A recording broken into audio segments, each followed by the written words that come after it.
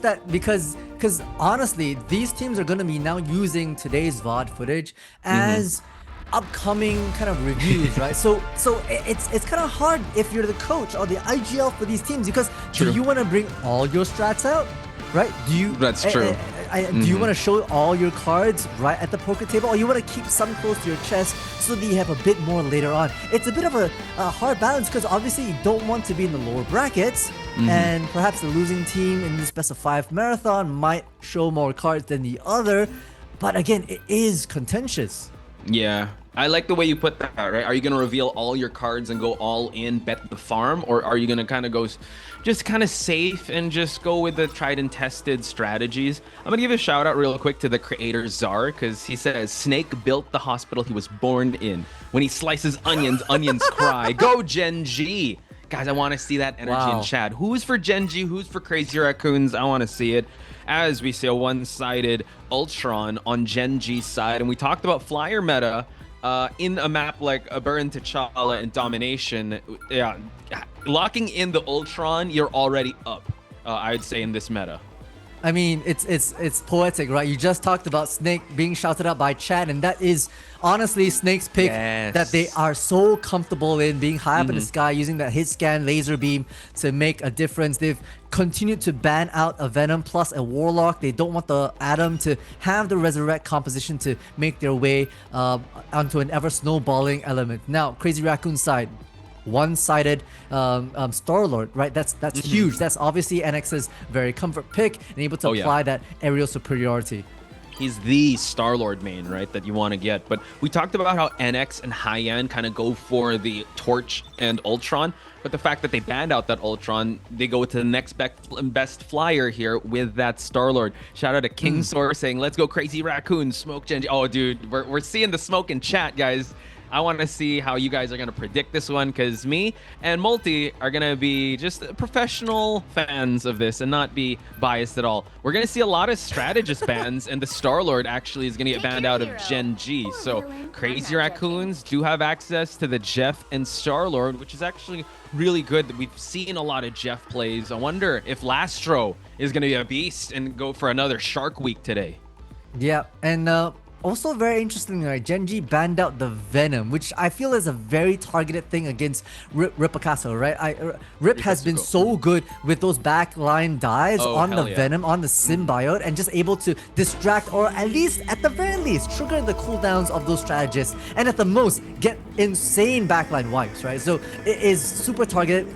Both these teams have absolutely been doing their homework and really trying to counter it. But the thing is, when you're at this level, Crazy Raccoons, Gen.G, each and every player have deep hero pools. Oh, definitely. It's Adult Swim when you guys go in that deep with these pools. So I will give a shout out to Iron Ship, because he did kind of go through the different changes that we are going to be seeing throughout this season. And you guys keep your eyes peeked out for Venom. Venom is going to be one of the best tanks in this game, if he not already. And you see the priority ban out of him. So that is the ever-changing tide. So we are going to see Ripasuko onto that Hulk. He is all about that dive along with JT3. Thankfully, he's not on that Magneto, because he is hitting 3-point shots with that Meteor M. So first engage is going to happen. JT3 is already in the mission area, just widening the territory of his team, while we do see the support come in on Crazy Raccoon's backline here. From the corner, it's going to be Heian just trying to bug the backline. A lot of individual fights thus far. Ooh, close quarters will find Monster. And NX opens things up for Crazy Raccoons to claim the point. And what's crazy is that, oh my god, an elimination on both sides. Ripasuko taking out False, one of the pillars of the front line of Gen.G, and Crazy Raccoons have already unlocked the mission area here. So Ripasuko just darting back and forth, doing an amazing job. Just holding on to the area here, while Jeff is going to be overextended there. So excellent hold so far. High-End trying to force Jeff to stay away from line of sight here for him not to be able to heal up his team. Yeah, that's the thing about Jeff, you know, even though after enough, it still can be a really good backline support. Now Felix brings the fire. We'll find Lastro hovering around in weird places. And using the Rage of Ultron, we'll find at least that one pick, and now back into it. It's going to be the Ensong Inferno. Can't find anything though. And Brownie will get paid and punished for it. JT3 locking themselves in. Meanwhile, on the other side, Monster will find NZ. It's still back and forth, but at least Crazy Raccoon still holds on to this point. Yeah, it's still just a constant elims of both sides. Crazy Raccoons aren't playing the numbers game very well. NX forced to go to the Strange to try and support the team fight. We do see that the Hulk has already spent the ult here just to hold on to point. Once you're past the 50% mark, Gen.G's got to be very careful because it's slowly building up. We do see that there is going to be an It's Jeff here. Let's see if a cleanup is going to happen. A cleanup crew, not quite. And they still stay alive here. It's only the Rocket that gets sent back. And Monster taking out one. So constant exchanges from pillar to post here, Multi. Oh, Brownie giving NX a taste of their own medicine with some close quarter combat on the Phoenix. And finally, Gen.G, sorry, oh, not just yet. I had caught the words in my mouth as JMax gonna try to delay just a little bit more, but finally Gen.G convert it over for themselves. After Heian high in the sky, can't find much value with the Galactic Legends. What a labor takeover of point, and right now the action is definitely non-stop here. We're still climbing on the side of Gen.G, but they did get 2 elims. And now Haiyan is trying to just push the team of Crazy Raccoon, or sorry, Gen.G back here to the back lines. Again, Haiyan, not usually on the Star-Lord, but NX on this Phoenix has been working wonders. Now Haiyan trying to set up a gank up till the Emma Frost here, just for her to just get punished for holding point, and just like that, False takes out Haiyan. Not a great start for Crazy Raccoons, right? You know, it feels very fragmented so far, especially because the likes of Snake and Monster are just throwing a lot into the backline of Crazy Raccoons. But now it's going to be maybe a response in somewhere in kind at the sides. Once again, Land Shark Jeff trying to take these 1v1 duels around the corner, but back onto supporting the rest of their team. Halfway through is Gen.G. They've got a few ultimates in play, and Brownie comes in hot and heavy, finds Lastro, and then some Inferno. As well as Monster onto Heian. Monster, an absolute monster at the moment, just taking names away from Crazy Raccoon. NX forced to go for the Ensong Inferno, while Ripasuka, unfortunately, in puny banner form. I would have to call this out. It is actually a 2-2-2 lineup, so the Animal Buddies, once one falls, it's kind of hard to sustain. They do have the firepower, and that's how they were able to get up until 83. But Gen.G, you know, rocking the triple support here. They're still holding very strong as they pass the 83% mark, and they're slowly trying to build up here as Crazy Raccoons try to get a foothold in this matchup or in this next team fight. Yeah, JT3 trying to maybe do a long form flank around the edge. So much walls have been built open, which means that this CYA is going to have a lot of power. Now the Freedom Charge, we've got the Psyduck Seduction, a slurry of ultimates coming through. Phoenix has the Rage, trying to find an element to work off False around the corner, as well as Brownie trying to pinpoint these sparks onto players, and finds him shot out from the sky. Uh-oh, we do have the enemy. Okay, not even gonna go for this bit. We are gonna get J-Mac out of the equation here, and Crazy Raccoons unfortunately cannot hold here as Ripasuko is changed back to the puny banner form. They're falling one by one, and Gen.G 0 to 100 takeover after an 83% well-defended site by Crazy Raccoons. Gen.G all fired up here.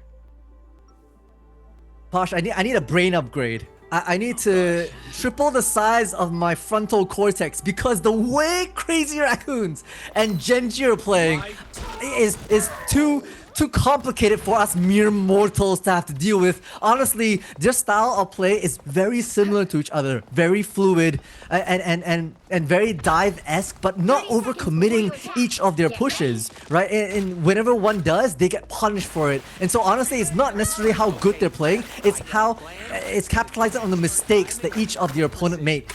Yeah, it's really just a matter of overextension and just making sure that one is caught out, because they had such tight communication when it came to rotation and staying alive.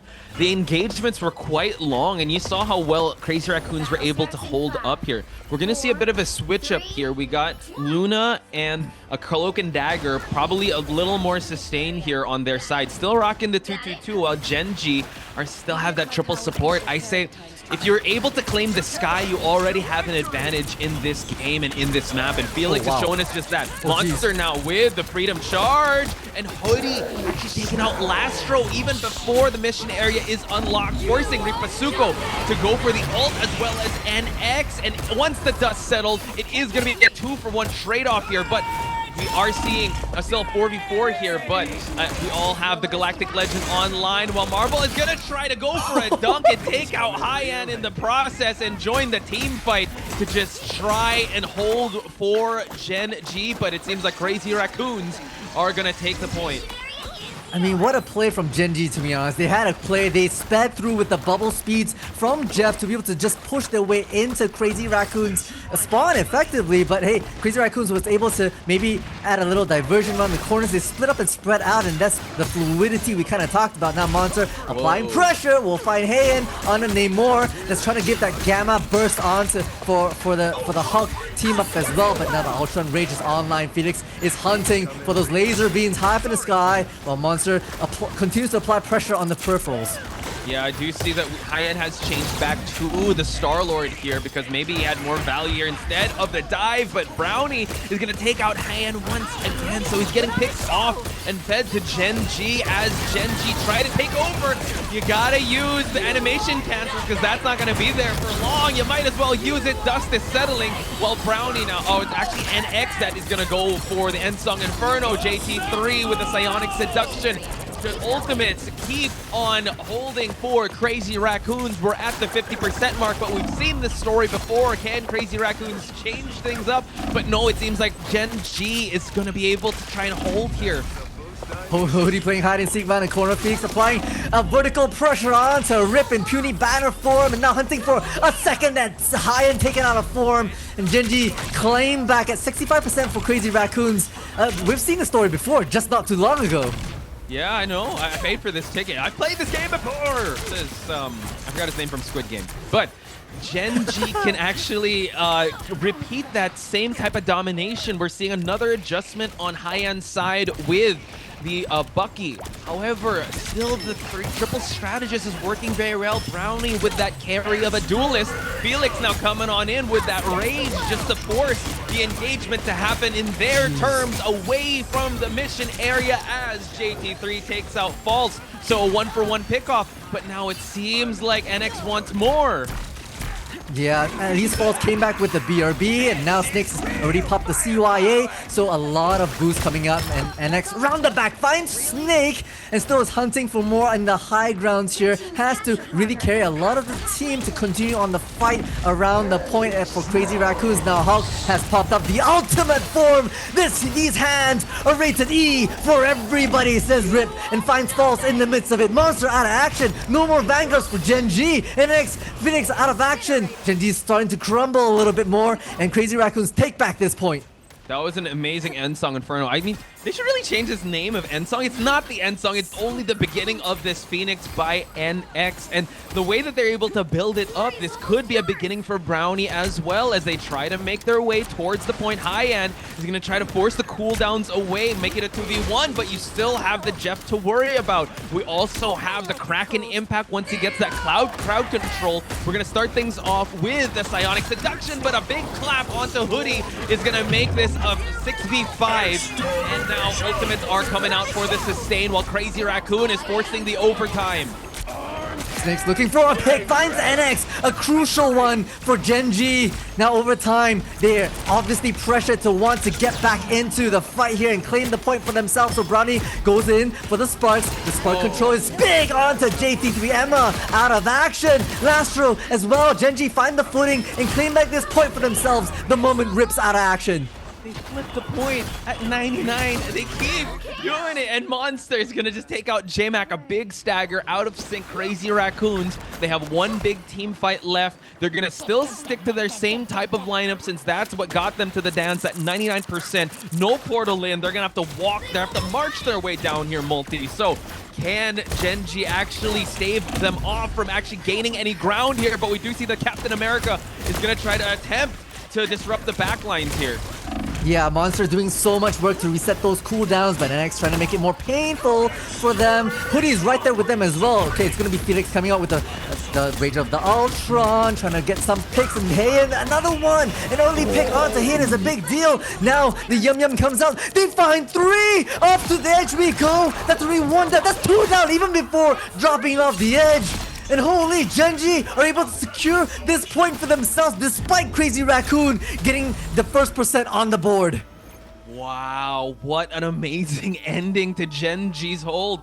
It had to get all the way to the 99%. They were still able to come on back there. Crazy Raccoons had a good start to each team fight, but what Gen.G did, they weathered out that early storm. Triple strategist means you have more sustain. Even though more firepower, more damage was being dealt, you still had that Jeff. You still had that Rage of Ultron to start the engagements or go for the defensive holds, and that is what Gen.G was able to do. Multi, we're in for a treat here. Holy, we are indeed. I mean, looking at these stats, it is impressive to say the least. The 28 damage blocked as a Hulk from Ripasuko, but on the other side, right, Monster just doing so much for backline distraction. Hoodie having 20 eliminations to their name. I've never seen a more agile Shark. Never. Oh man, it's looking like Jaws right now. That was so scary seeing the triple strategist, and also he didn't even have to sacrifice himself at that one point we were able to catch because it was just that one strategist. And that's the thing, right? They tried to bolster up their defenses here. You're seeing high-end kind of, he was actually onto the Star-Lord. He switched to the Namor. I'm not sure what they're trying to... Yeah, the Bucky also, because I would actually think that the Star-Lord would have been on NX, but you can't argue NX was actually godlike on that Phoenix. But it just seemed like once one of the strategists fell, it just followed suit, and that's how Gen.G were able to do it. Take out the strategist. We're seeing it right now. Monster jumping for the back lines. They had to switch things up. There wasn't that triple strategist that Gen.G have, or the escapability, because Ultron is so good at just sustaining himself up above. You also had a bit of Adam Warlock with that snap and the Karmic Revival, and you got Hoodie as well, just anchoring all the heals together. Yeah, I mean, that's why triple strategist right now on domination is the fire meta, right? And honestly, Gen.G has shown so much, but I also kind of want to point out some mistakes like Crazy Raccoons isn't really quite living up to the hype. I mean, yes, we've got the Hulk that Rip has been working, but wait, there's no Namor, which means they're a little bit more nerfed than possible, and Heian also took a really long time to find the rhythm, but maybe not even quite found it. So I think there's a lot more to be discussed for Crazy Raccoons. Yeah, possibly a diesel start, folks, for Crazy Raccoons. But you know what? After this break, we're going to have map number 2, so don't go anywhere. More of this matchup when we return.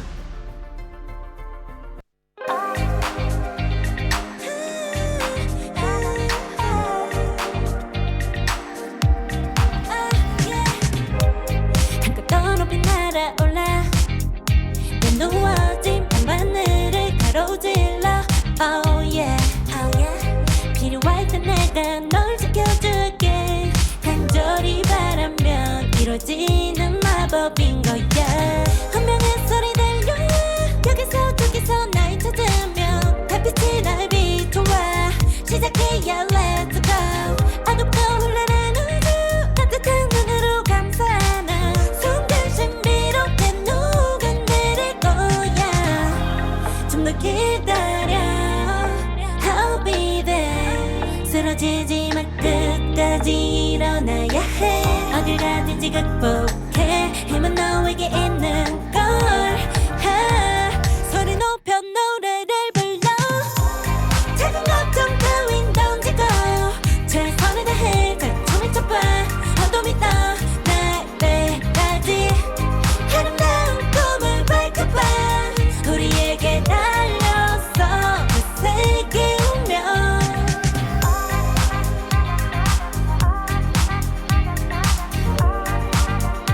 어둠이 떠 날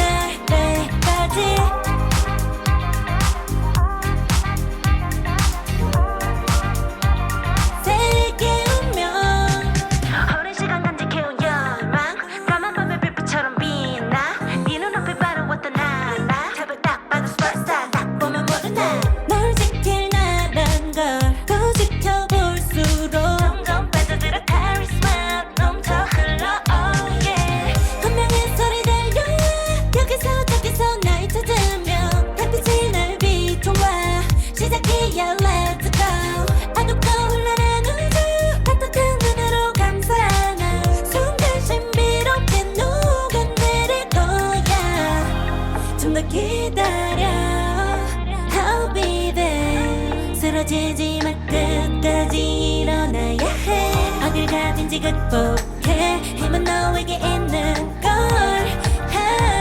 소리 높여 노래를 불러 작은 걱정 따윈 던지고 최선을 다해 작품을 쳐봐 어둠이 떠 내배까지 아름다운 꿈을 밝혀봐 우리에게 달려서 그 세계 운명 눈이 부신 모든 순간들 지켜내야 해 내게 주어지는 Can these crazy raccoons get any crazier before the freight train of Gen.G leave the station? We're going to find out in just a bit. If you're joining us just now, that's Multitudes. I'm Potspice. We are your casters for this series. Multi, I'm still not over what just happened because that match was a crazy back and forth. Usually we're kind of on top of like analyzing stuff, but right now it just seems like just inches of mistakes or just any overextension gets punished, that it's too fast to even call. Yeah, I'm on a 2 GB buffer right now in my head as I'm trying to just replay the VODs in my cerebral Dude, cortex. I'm but MBPS, obviously- bro. Like, I'm still on that third world Wi-Fi, bro. I'm on the McDonald's Wi-Fi on that one. I'm like, what's happening? It's crazy. I know. Chat, let us know what should be, how to proceed. Because honestly, right now, Gen.G's playing out of the freaking minds. They are dispersed, but playing as a hive mind, not overstanding, playing every single step very, very well. And they're patient, right? They've basically allowed Crazy Raccoons to take early control of the point, even creeping up to like what 83%, 99% for these points, but not sweating it, because the moment you sweat it, the moment you panic, you overextend, you overcommit, and then you get wiped by Crazy Raccoons, and that is the mistake that those players are going to be looking for. And I know we talked about this off stream. You know, high end does have that deep pool, but deep pool of heroes, but you can tend to go for that analysis paralysis, right? Wait, no, maybe the Bucky's gonna work. Oh wait, let's go back to the Star-Lord. Maybe the Namor is gonna work out. Yep. So I think we've seen this a bit of yesterday's match with XOXO, where they constantly kept swapping. Well, you saw the discipline, and we saw how, you know what, the mentality of Gen.G, like, let's let this lineup cook, and let's just let it simmer a little bit or marinate. And I don't know if they ever got to that next gear for Crazy Raccoons. I hear that, and that I completely agree that is fundamentally has credit. But also looking at the scoreboard, High-End had the highest number of eliminations to themselves. Like they were sent back to spawn 12 times, almost double the next player, and so they were honestly struggling a little bit to find even like that first gear, second gear kind of rotation for themselves. To add to that, because the mental stack of changing, because those are very different heroes, right? And you also kind of, if you have a little bit of ultimate, you kind of have to go back and farm it once again, so you don't really have that defensive, like, Galactic Legend that you worked on. You don't have the Horn of Proteus, you don't have the Kraken Impact, so I think they need to be able to get that confidence back, and that's why I said maybe Diesel start for the Crazy Raccoons for now, because you kind of have to warm up. It's been a long day. I mean, I'm pretty sure they were watching the matches as well. So I think maybe if you're a Crazy Raccoons fan, you just gotta let them cook, let it marinate for a little bit, let it soak in, let the moment kind of soak in, because Gen.G came out swinging. They're all warmed up and they're ready to go. They are indeed. So hey, it's all about how many mistakes you've made. At this level, everyone can click hits, everyone can have the movement tech, as we've seen from the likes of, the Captain America as well as the Jeffs, and it's all about positioning and the macros. This is the big brain movements that we've had from the side of Crazy Raccoons and Gen.G. I mean, talking about Gen.G Monster being an absolute captain fanatic right there around the tail end, coupled with Hoodie on the Jeff. I mean, phenomenal plays to distract and pull up even like an entire Hulk. Like the small little cute land shark is able to distract the incredible Hulk. That is a big feat to have to deal with. It was, and I think they played, like, each of them played their role to perfection. And I'm just gonna look forward a little bit into our next match, because I believe we are gonna head towards Midtown, which can have a very aggressive push. We've seen a lot of Moon Knight, Squirrel Girl for them if they're holding up that small area, that pocket area from the beginning. We also could have penny holds. Doctor Strange is going to be very important, because it's really hard to walk all the way back. I wonder how Crazy Raccoons is going to approach this. Are they going to go take to the skies? Are they going to double down on their 2-2-2 strategy? Or are they going to go with the triple if they're holding? Or they're going to invest a lot into that? Because the first hold says a lot, but you can have a big team wipe if you're caught in that pocket area, and we've seen a lot of people just get completely wiped and the S turn is already done.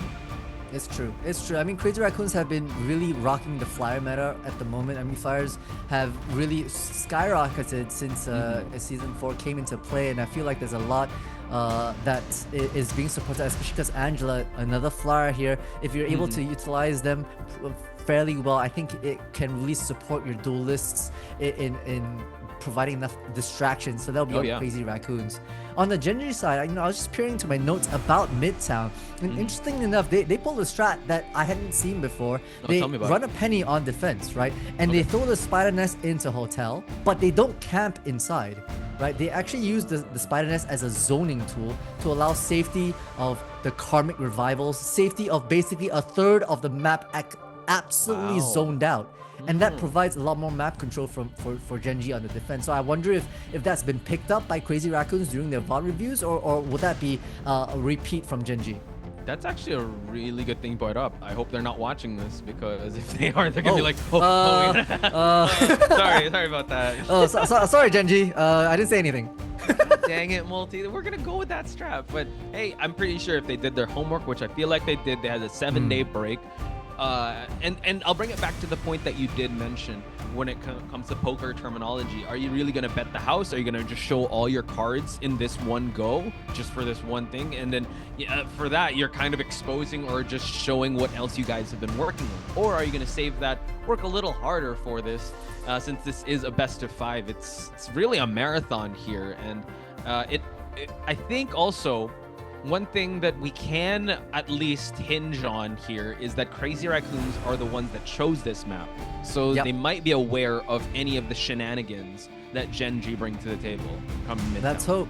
I mean, they could even steal some of that. We've seen some crazy chokeholds with basically a triple right in front of those hotel doors facing the attacker spawn, and we've seen triple flyers as well coming into Midtown. So I think there is a lot of creativity. But also, interesting enough, I'm actually very surprised and happy to see more Angela in play. Yeah. I think it's actually teams are experimenting with it, and some teams are really finding a lot of value in terms of how to position the Angela and when to go in for those dives, coupled with your duelist or your other Vanguard making the play as well. I was watching the matches that you and Dan were covering. Maybe recency bias is got to me. What was that 3-person kidnap and skewer in Central Park? Who was the one that did that? It was Down Payment versus Incipient. So Down Payment pulled that off. Yeah, who was the Vanguard that did that? Because that's a clippable moment. It was Donald. Oh, I am Donald. Don't be nervous. Sorry, Don't be nervous. I'm Donald. Snap. Do you see that guy's fun? What a quote by him. Telling he's gonna face either of these two teams, right? Correct. Yeah. And it's incredible because Fun used to be from Gen.G. And so that's straight up aura forming right now. What an absolute goat, right? Just saying, hey, it's okay. Don't be nervous. Don't be nervous. I am Fun. And he snaps you out of existence just like that. Ooh, Fun. There you have it, folks. Even though, the way it's like, my favorite moment is this right here. With a tear in my eye. This is my favorite moment when you asked him that first question. He's like, yes. I'm just so happy. I'm like, wow, I'm so glad you guys interviewed Fun in that scenario. So if you guys haven't seen it yet, check out the VODs. It was Multi and Dan that interviewed Fun in that, I'd say, that amazing performance, that 3-0 performance by Down Payment. So yeah, indeed. Yeah. I really think that Down Payment have really gone their way. They've picked up the broken pieces of various players. Well, what's that little Japanese technique where they basically take broken pieces and seal them up with gold? Yeah, with gold. That's Down Payment. That they should change a logo to that. That would be dope. Hire me. Not that it's a vase, right? And then yes. That would be really good. And I think the way that they're able, and you pointed out, right, the team comms are insane because of cultural differences and whatnot. We'll talk about that in just a bit, because right now we're going to head towards the picks and bans. Again, it's going to be Midtown here.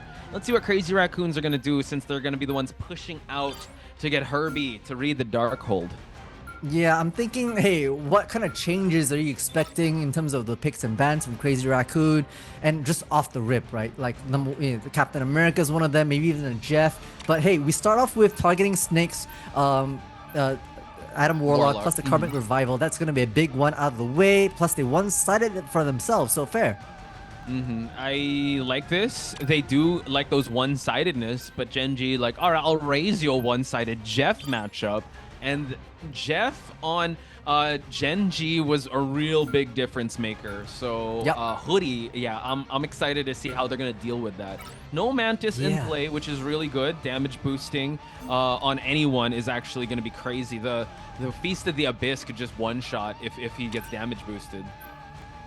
And interestingly enough, a Loki ban. You know, we haven't really seen a lot of Loki bans ever since Season 4 promo came around and unfortunately took the God of Mischief, really nerfed him a bit into the ground.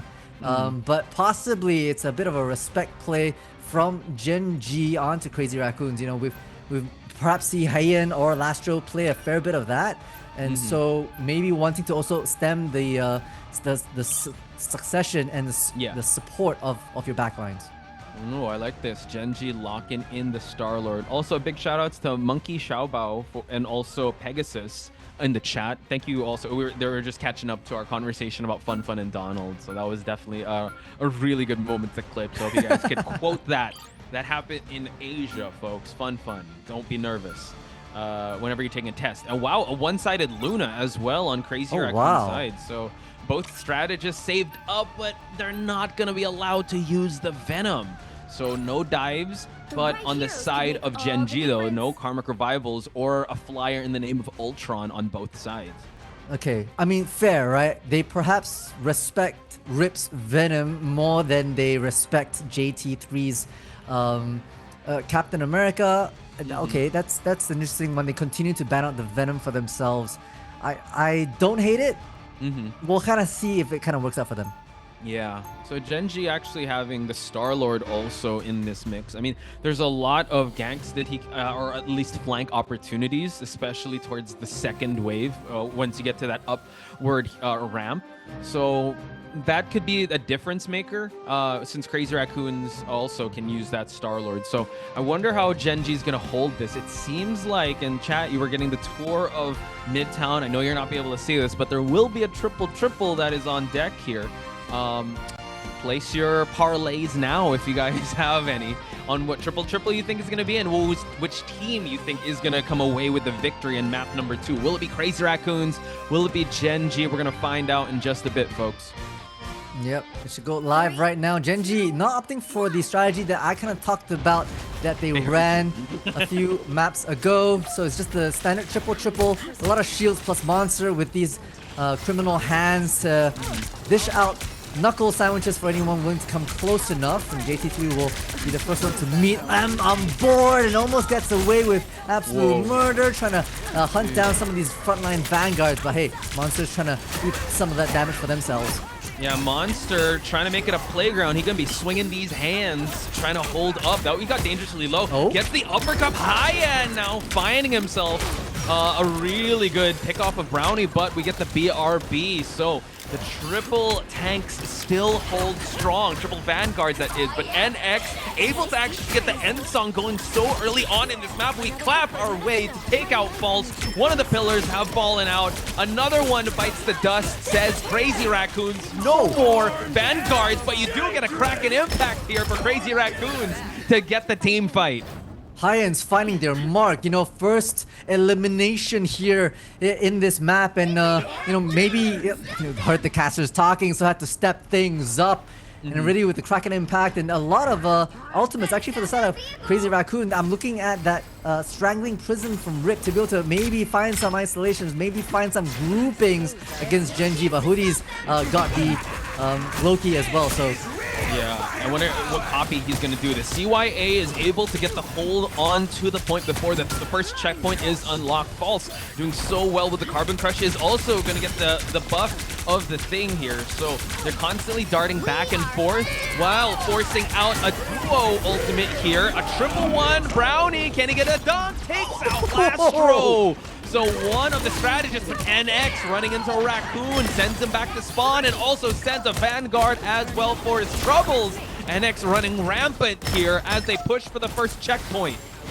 The combo wombo of Heian as well as NX, just so much to bear. JT3 and Sunghoon will clean up shop at those final moments, and Hoodie will just, hard reset as well, not wanting to waste any further time as Crazy Raccoons continuing their train here. 4 minutes and 10 seconds, very reputable in terms of times. There was a big trade of ultimates to say the least, and I feel like Crazy Raccoons will be able to continue to walk away with 2, which is great for their ultimate economy. So looking at Gen.G, they have kind of switched things up after the triple or the 303 strategy to 222 just to be able to match the firepower that High-End has been absolutely crazy with. But he's going a 1v1. It's my friend Bucky or Civil War situation there with 2 of the best going at it there in that room. But JT3 now trying to keep the cart going, trying to keep Herbie going here as we get the end song Inferno done and dusted, as Brownie is going to receive the BRB while the invisible boundary keeps everyone alive, and they answer back by lighting up the dance floor. A Kraken Impact finds 1. We keep going and tries to find the Land Shark. Keeps him alive, but not quite. No! He's trying to go for an entire team wipe. Heian just again and again, looking at that performance, wanting to really show up and really click heads when it really matters. And off the back of this Bucky play, they've managed to possibly get the second pick. I'm not if Hoodie has anything to say. Now the teleport from Falls comes out as well. Monster that dives straight into it all. This Jeff comes out. Yum Yum is the name of the game here, so it leaves Crazy Raccoon scattering for a bit of a play as now they're trying to isolate. A Hoodie can't find their mark though, so Heian on the back line. Great sleep onto Monster. Do they get away with it? They don't. Heian will find the nail on that coffin. Hoodie onto Rip as well, so it's a tick for tat Vanguard trade. Yeah, the Groot has been being so good at holding its ground 10 toes in, so Ripasuko is gonna have to walk all the way back, but it's all good. We still got time to work with while the team fight ensues. Back onto the point here. We're gonna get some ultimates by Gen.G, and now Solar Surgeons to keep everyone up. Monster now has to be very careful because the 1v1s have been not going in his favor. High-End, I did take him out, but speaking of taking out, Falls taking out Lastro in that Eye of Agamotto, but we do get NX to light up the board here, but unfortunately Snake with the BRB is gonna get taken out. Falls though, they go back and forth. We're back to a tit-for-tat situation here, Multi. We are indeed, and both these teams are playing all over the place, but finding their 1v1s. The trades are true, which is honestly the target acquisition that we talked about during the communications of the team. So far, they're really trying to press the mid-court advantage here, wanting it to be expensive for Crazy Raccoons to make it all the way in. Groot isolates some of the sidelines so they can refocus their attention onto the objective, which is just mere meters away from the second point. But Gen.G's got angles on angles across the board, and it just makes Crazy Raccoons so hard to cap onto this point. Now come out with a slurry of ultimates. There's the fate of both worlds plus the Kraken Impact. Can't find too much value thus yet, but he's trying to make it work. Seduction from JT3 around this corner, trying to make it work. Wow. Close range from Max onto Fault, open things up. A second onto Brownie. The Yum Yum from Hoodie erupts, but can't find the escape. Rip immediately takes the Land Shark for a ride 2 meters away with False being out of action. Crazy Raccoons look like they can seal this deal.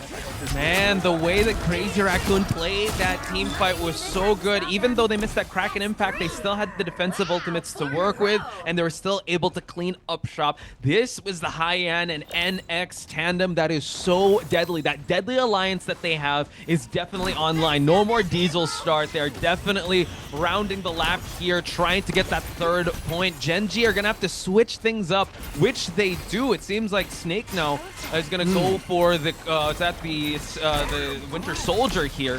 Brownie now adding more damage here, but now we see the end song to the back line as Felix is going to be welcomed back to spawn.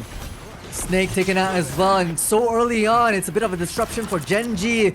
Trying to buy time in this backline is Brownie, but will be quickly dealt with by the backline strategist from Crazy Raccoons. We chug along this objective, trying to apply further pressure as NX applies the sparks onto Monster. Backed up by both Vanguards taking the lead here. We've got at least Gen.G having a couple of very good ultimates to respond in kind, but already the C&D has their Eternal Bond. And Brownie being taken out is a big deal. Whoa!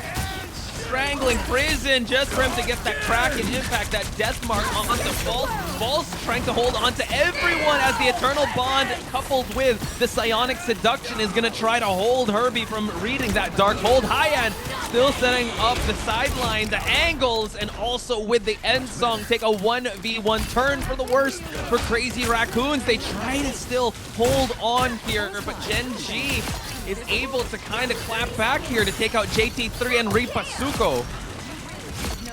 Okay, I mean, False Brownie making it work, finding their marks in that MLV-ML matchup, and starting to be able to disassemble the aggression from Crazy Raccoons. Rips on, on the Doctor Strange, wanting a bit of a teleport play. Monster tried to disrupt it, but knows that they're gonna have to come in hot. Oh, diving straight in is the son of Monster, gets frozen and absolutely dealt with. NX now finding the mark with an Ansong Inferno, can't find, but maybe a zoning ultimate it is. The slam down onto Rip is punished by False. Actually, False will drop to their demise, and we're pushing the cart all the way to 4 meters.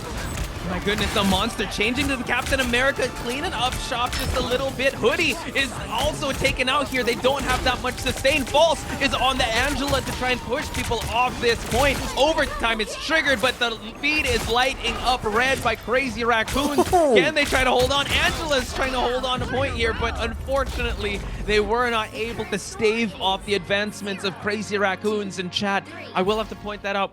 Monster was just swinging. He unfortunately flew into the teleport. Yeah. So it was quite the unfortunate. That was the gift from the gods of the pentagram of Parala of Doctor Strange. I don't know if that was a 5D chess move that he knew that the Venom was going to swing there, but he did. And that was kind of the first domino piece to fall for that 3-point game. Yeah, just swinging straight into probably like a pixel wide, effectively. And just perfectly nailing that teleport that literally just erupted in front of mid-swing, and then the freeze, and it was just kind of over and done with at that tail end, the beginning of the end. And 3 points for Crazy Raccoons, a solid push, to be honest, against like a Gen.G on their map pick. So it's a solid support from their performance from their perspective. They gotta be happy with that. Question is, are they gonna be able to hold on their defense and prevent overtime from clocking in Midtown? Yeah, and they can't celebrate too much just yet. Yes, job well done. Maybe 2 pats on the back for them, but they want to be able to finish their food. They want to be able to have an insane hold here. But Gen.G is going to use the Hand of Khonshu along with the Strangling Prison Wombo combo here to start things out. But I like the disbursement of Crazy Raccoons because Moon Knight really likes you all clumped together here. So let's see if Brownie is still going to stick with this Moon Knight. Yeah, we'll see as the Crazy Raccoons out for once again a triple. JT3 notably on the Angela, which is quite interesting because you can really fly around these different nooks and crannies. Really been spotted out trying to attack the back line. You see JT3 looking for a pick, but we'll have to back out because once again everyone has eyes on the back of their head, repositioning around this laundry load. We'll find False and the kidnap onto it. The focus fire, is it enough? They're looking for False. They're trying to get them out of action, and onto it we go. Hey, and we'll find it with on the Adam Warlock, and Gen.G starting to be dismantled bit by bit. Yeah, just check out the angles that are setting up. You got the Raccoon at the bottom, you have the Adam Warlock at the top, left clicking his way, snapping his way for his team to have the sustain, and you got this roaming JT3 that's trying to go for a skewer. You see him peeking out of that corner there, but Brownie already has his Hand of Khonshu ready, while Monster also has that Wombo combo. Can they actually pull it off as they actually light the feed of Blue here? 2-person pick off, and now they try to march their way down this first checkpoint. Yeah, NX gonna come back a little bit, but oh, wait, that's gonna be a huge Hand of Khonshu! It comes down strong, but oh my gosh, the Karmic Revival is coming up so good. They're being isolated with the Silent Selection. Now, the NX trying to look for the dump, finds Felix, but Snake counters them in the trade. Snake now with the Omega Hurricane, trying to get some pickoffs of the Crazy Raccoons. We do see that JT3, the dual axes, trying to get that bonus health and also trying to just eliminate the vanguards here, but the sustain is too much for this push. Gen.G are still holding strong here, but we have Moon Knight. My god, this amazing skin. He's already done with the battle pass. That's insane. Brownie now continues on, has another hand of Khonshu to work with. That's incredible that the moon can haunt them twice in about a minute's time, pushing up, waiting for Monster perhaps to get the Strangling Prison, but this isolation might just do it. Nope, they were able to evacuate, but the Heaven's Retribution, all being targeted by the side of Gen.G, will be able to escape the grasp of this Guardian Goddess herself. Now looking for a pick on Lastro, will find it. So Brownie's back into the action, Strangling Prison isolates the side of Sung-Hoon, and that's a couple of strategies out of the way for Crazy Raccoons. Gen.G now cleaning up shop here, courtesy of that cleanup by Brownie alongside with False here. Lastro, last chance for him to try to portal on in, but unfortunately the timing was not there, and he did actually just switch things up. He went back to spawn. They know they could fight another day here, and Brownie immediately switches. The hand of Khonshu has done his work, and he's already moved the cart along to that first checkpoint. A bit of a shame because that does trigger the teleportation cooldown as well, but hey, the past is in the past. They tried their hand at a last-ditch effort. So on to phase 2 we go, as this high ground advantage for Gen.G. It's gonna have to be targeted and moved off. Crazy Raccoons already know the playstyle of Gen.G, so they want to be able to force off Brownie from those high angles as they round this corner.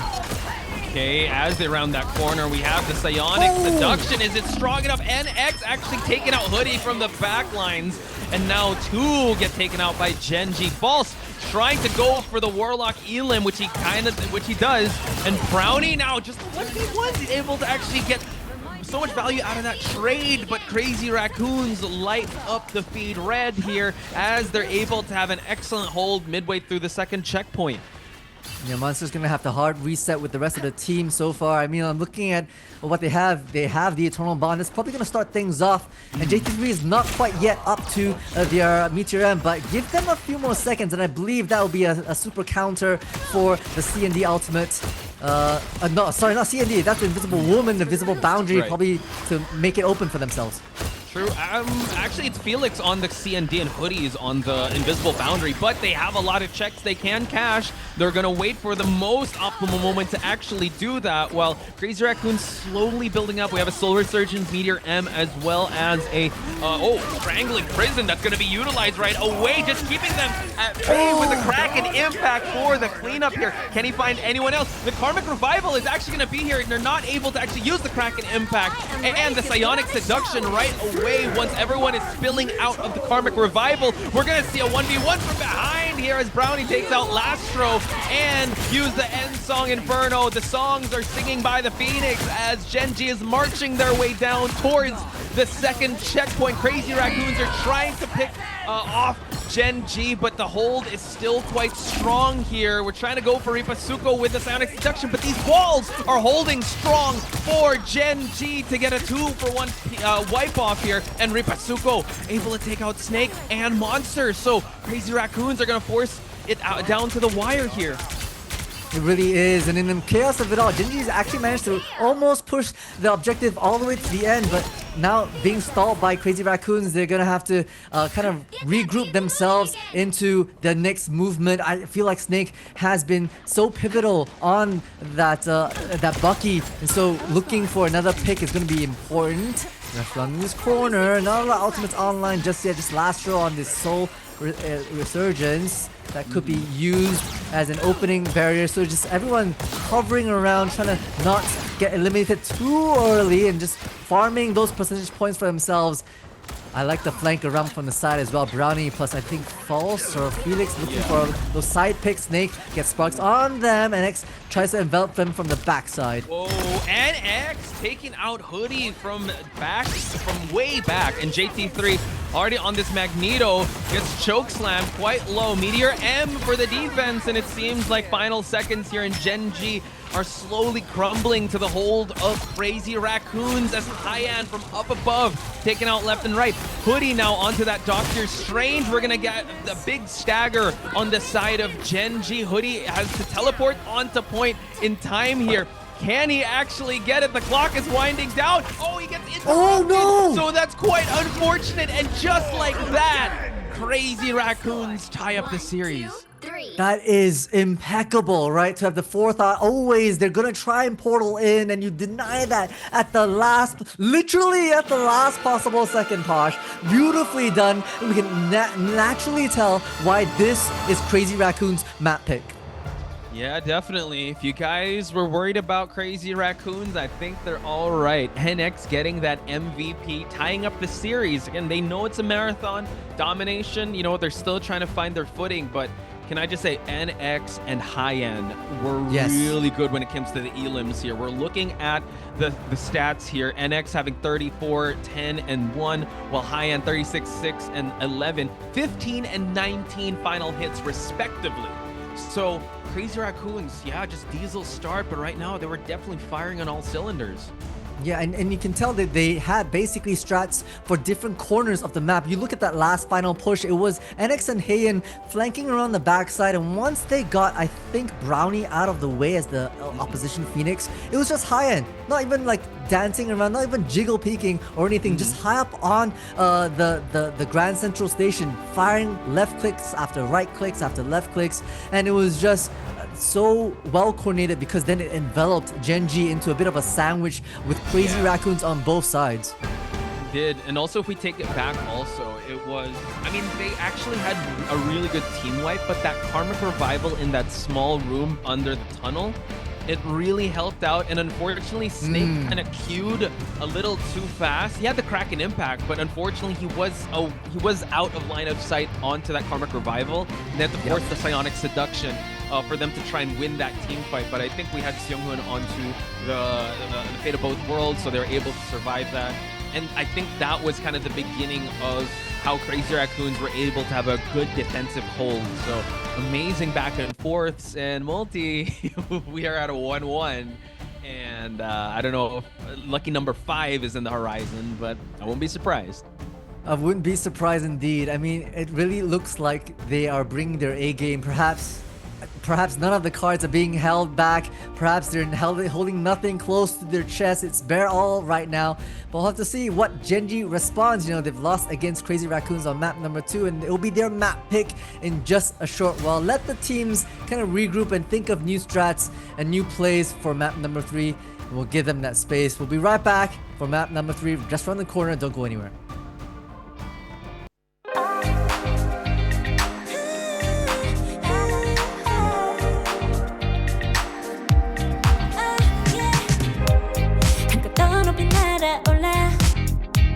누워진 밤하늘을 가로질러 Oh yeah, oh yeah 필요할 때 내가 널 지켜줄게 간절히 바라면 이루어지는 마법인 거야 운명의 소리 들려 여기서 저기서 날 찾으면 달빛이 날 비춰와 시작이야 let's go 어둡고 혼란한 우주 따뜻한 눈으로 감싸는 순간 신비롭게 더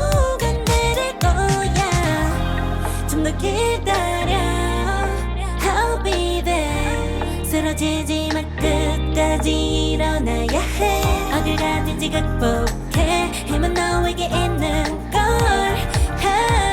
소리 높여 노래를 불러 작은 걱정 따윈 던지고 최선을 다해 자초미 쳐봐 어둠이 떠 날 때까지 아름다운 꿈을 밝혀봐 우리에게 달려서 그 세계 운명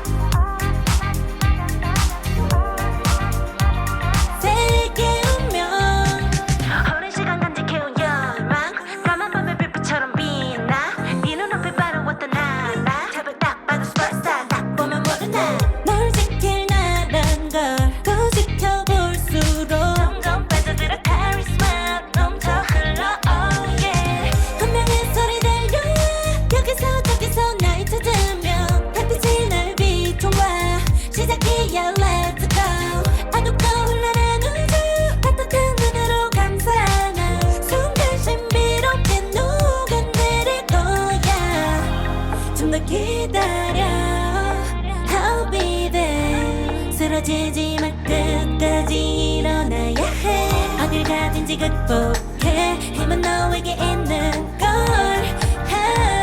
소리 높여 노래를 불러 Taking off come to wind 던지고 최선을 다해 작품이 쳐봐 어둠이 떠 내래까지 아름다운 꿈을 밝혀봐 우리에게 달려서 그 세계 운명 눈이 부신 모든 순간들 지켜내야 해 내게 주어지는 꿈꿨던 너와 나 그래 나를 승리한 명예 The tie is loosened, the gloves are off. Crazy Raccoons versus Gen.G 1-1 with the clapback from the map pick of Midtown for Crazy Raccoons and a monstrous kind of resurgence from the likes of NX as well as Heian. Posh, how we feeling?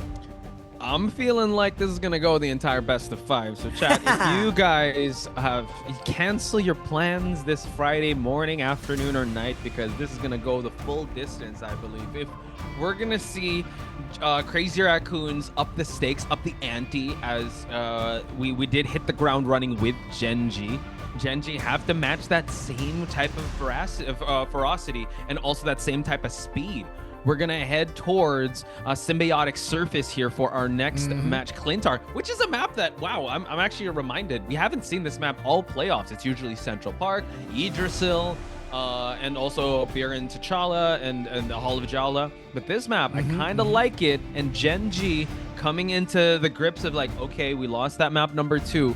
We were able to actually make Heian and NX come online. I wonder what kind of picks and bans we're gonna see for this specific map.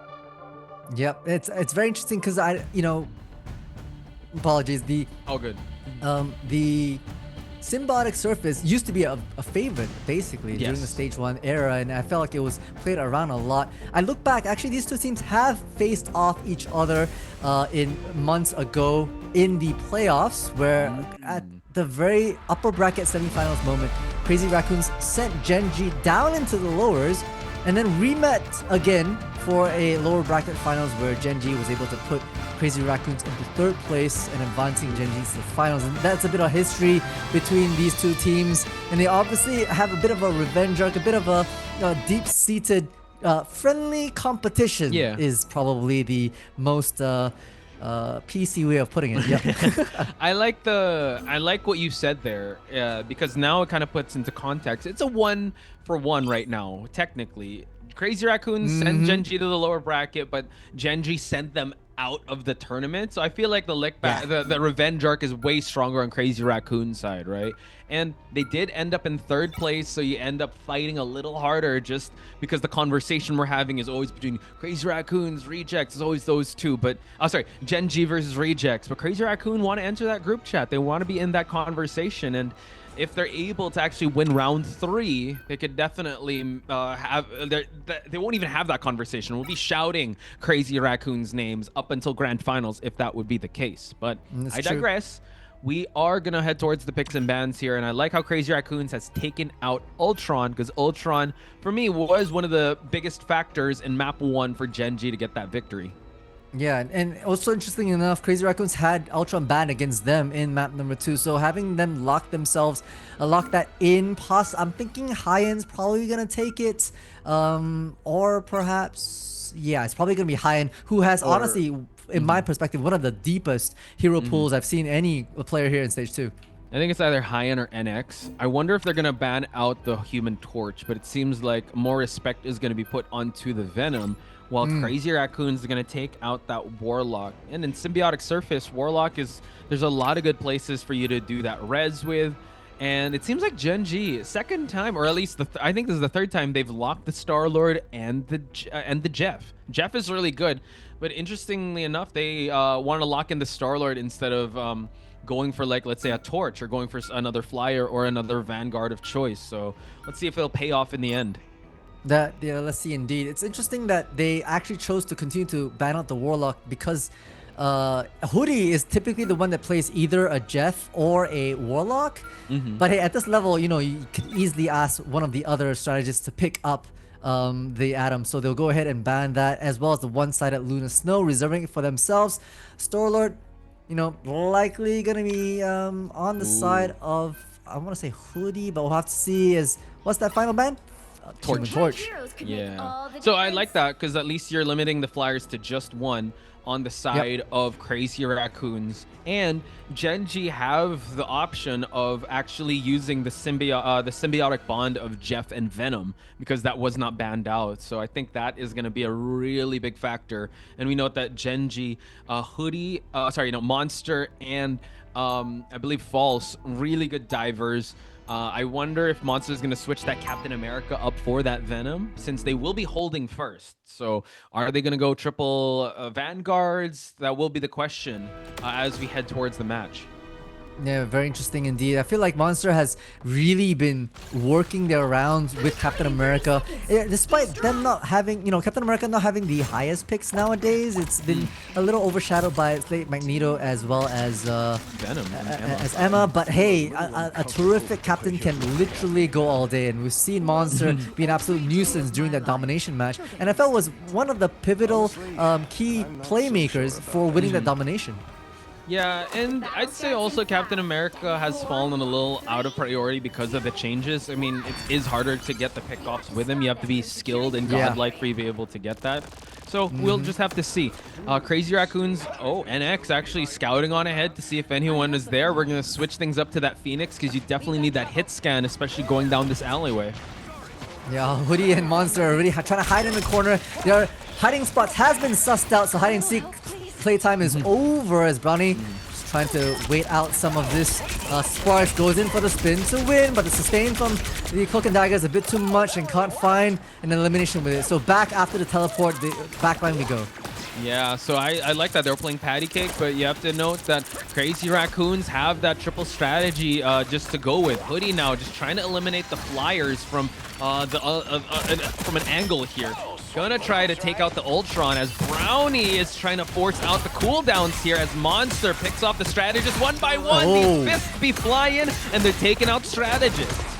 Knuckle sandwiches for everybody here as Captain's giving them out for free. False has one for their own as well. So suddenly, Crazy Raccoons dismantled. High-End tries to respond back in kind onto Hoodie, who's looking around, but we've really got the invisible boundary online. False has the Sonic Seduction. That might be a big one to start off with, but with Brownie finding the start of JT3, it's just a hard reset for Crazy Raccoons. I would say that High-End forcing out the Rage of Ultron and focusing onto that Jeff. Hoodie did his job. Like, okay, just focus on me, just get my one elim there while everyone was fighting on to point. Because if that Rage of Ultron was able to do damage, they could have actually possibly have won a bit or got a tick off that point. But now we're switching things up. They're gonna go anti-dive here with the Namor and the Hulk. So the thing is, they have to still set up as Brownie already calls for that Galactic Legend, forcing the Meteor M just to capture all of that damage. But no, actually switches targets, and also we call for the Freedom Charge on Monster. The Monster falls in the thick of it all. We'll find Song Hoon and Brownie as well onto Heian on restaurant the flank. They're enveloping Crazy Raccoons like a bit of a burrito. It's a clusterfest in here. And that's precisely what Gen.G excel in. Just brawling on all accounts. Puny Banner now being delayed. Look at it. The high level play. It's okay. Just hold. Pull Banner off. Even the pull. They're doing everything to the delay. Poor Bruce Banner. The Puny Banner. Hey man. Like I'm a Puny Banner man. I don't go Hulk. We go Duelist Banner, but that was actually very disrespectful the way they did that. But again, time is burning. Gen.G want to be able to burn and waste as much time as possible. Psionic Seduction from downtown, from right behind, just for them to not even touch to the point. And Brownie's out of there with that teleport by Rocket Raccoon. Yeah, but the rest of Gen.G's are right up with there, trying to hold things back in this very small choke point, right? Monster can just get in, get out, and the rest of their teams are able to support. 60 seconds is the announcer call pack. Is Crazy Raccoons has effectively one final team fight to make a last-ditch effort for Hoodie, doing Hoodie things right now, being an absolute nuisance in this backline. Dun. Yeah, Hoodie from behind also does have its Jeff. JT3 forced to clump together. They're trying to make their way towards the mission area from up above in the rafter areas, but right now they are moving like an absolute unit. So far, now they're able to try and get a tick off the point. False now is going to try to go 1v1 with the Hulk. The CYA is going to be used by Gen.G. And now we have the Horn of Proteus and also the Invisible Boundary. They're spending all their checks, but can they cash it in as we go for teamfight after teamfight? It's Jeff for the sustain and the cleanup from the end song. Still, people are standing, and now Gen.G have to hold if they don't want Crazy Raccoons to capture this point. The Eternal Bomb popped as well, right? Lastros, they're trying to do their best to sustain this fight from Crazy Raccoons. The tides have turned. Attackers are on the other side of the map. The Great Freeze onto the side of Monster, I believe. Now it's going to be Falls coming up with the Silent Selection, trying to bring themselves into the fight. Monster is eliminated by NX, who reconvenes with the rest of the team. But the BRB brings back Monster. They're back at full strength. Helix taking out JT3. They trade back and forth, but it seems like Crazy Raccoons, the numbers games are catching up with them. NX on the Raptors is trying to take people out left and right. Overtime is not going to be in their favor. Lastro, oh no, gets taken out. Back to spawn you go. It's only the Hulk that is here that is trying to hold everything at bay. We're at Puny Banner in overtime. Oh, we have the Namor trying to jump on it as well as Heian. The portal, it's endgame. It is endgame indeed. They're trying to body block everybody, but a sustain from the side of Felix is coming out, disappearing out the inside. This invisible boundary makes it so hard for Crazy Raccoons, but they explode out with Heian on the fists of fury. Sung-hoon has the fate of both worlds, trying to do sustain, but once again, it's going to be this cosmic yarn up in the sky. Brownie's got their teleport out. Monster with a freedom charge. It's just a cacophony of sounds and pixels right now as they're just trying to battle it out. No one has the advantage just yet. The Galactic Legends high in the sky trying to find their mark, and these fists do not miss. Hoodie goes down, but it's a tick-for-tat trade. Oh my god, and now he's actually healing on top of point. He also has Living Chi. It is aura farming, folks. This is one of the longest overtime maps we have seen, and Crazy Raccoons are trying to fight their way back. We do see a teleport possibly coming on in on Gen.G's side on your left. It's still the end game, folks. And we also have an It's Jeff to get a big swallow onto one of the heroes here. It might be the Emma. So now they're one tank behind. We're going to get a throw onto Ripasuko here. He's gonna have to join that team fight, but we've already unlocked the point. Man, they go back and forth, but Crazy Raccoons live to fight another push here. That is absolutely ridiculous. The fact that Crazy Raccoons were able to work off the Desperation Portal. I thought the body block was enough. I thought the Invisible Boundary was enough. But yo, they coming swinging, especially with Heian on the switch, right? Finding the Living Chi ultimate, just able to work so much magic. Trying to deal with Hoodie right now on the back line is going to be important. Bro is aura farming on point. He was just like meditating and being zen. You know that everything's fine meanwhile everything's on fire. Everything is fine. Crazy Raccoons right now. Everything is fine. All part of the plan, folks. Another 1v1 with the Jeff. Oh no, he has something against Land Sharks here as Heian unfortunately tries to go down, but no, we switch on to the action here, onto the point. I am Nagamoto to take out one. No, we still have Vault alive here as the strategists are trying to keep everyone alive. We're back here. We're land mammal versus Kung Fu here. My goodness. We still, oh god, we're going back and forth. Multi, take over here. It's impossible to keep up right now because False, after the silent selection, does drop. Brownie as well. Gen.G looking a bit weak in the shoulders as Rip just rips the living life out of them. Crazy Raccoons continue to fight on, and I want to get back to the fight between Hoodie as well as Heian. It has to be, it's still in the background. They're still dueling in the background, I think. Are they? Oh my god, I thought it was a draw, but you see that one's going low, one's going high. My goodness, cameraman, go back to the real action here. And there you have it. Thank you, production. As we see Hoodie 1v1 continue on. Living Chi. Oh, he's gonna meditate, but no! It's the Land Shark that wins. But no, NX now trying to go for the Galactic Legend as we see that Gen.G is trying to hold off the midway point from being unlocked, and just like that, Crazy Raccoons are trying to go for a team wipe and take over the objective. Great Psionic, right? Just to be able to hold out and isolate these fights. Felix drops, which means it's a huge stagger for the side of Gen.G. Hoodie's in with the It's Jeff. I'm not sure if we pop it. Never mind, we claim the point for themselves. And so now down to the final leg we go. Can I just give a shout out to production? You guys are goated for Yes. giving us that 1v1 Huge. matchup. Man, that was the fight of the century. We got the Iron Fist versus Jeff only here in Asia, folks. But unfortunately, we go back into the action here. Once you're past this tunnel part, the defense team has to be very careful because they're so close to actually capturing it, but it will be very defense-sided since the respawn's going to be so far. But right now, farming ultimates on both sides. You called out It's Jeff is there, as well as Freedom Charge, but now an Eternal Bond just to take us all the way towards the spawn area of Gen.G.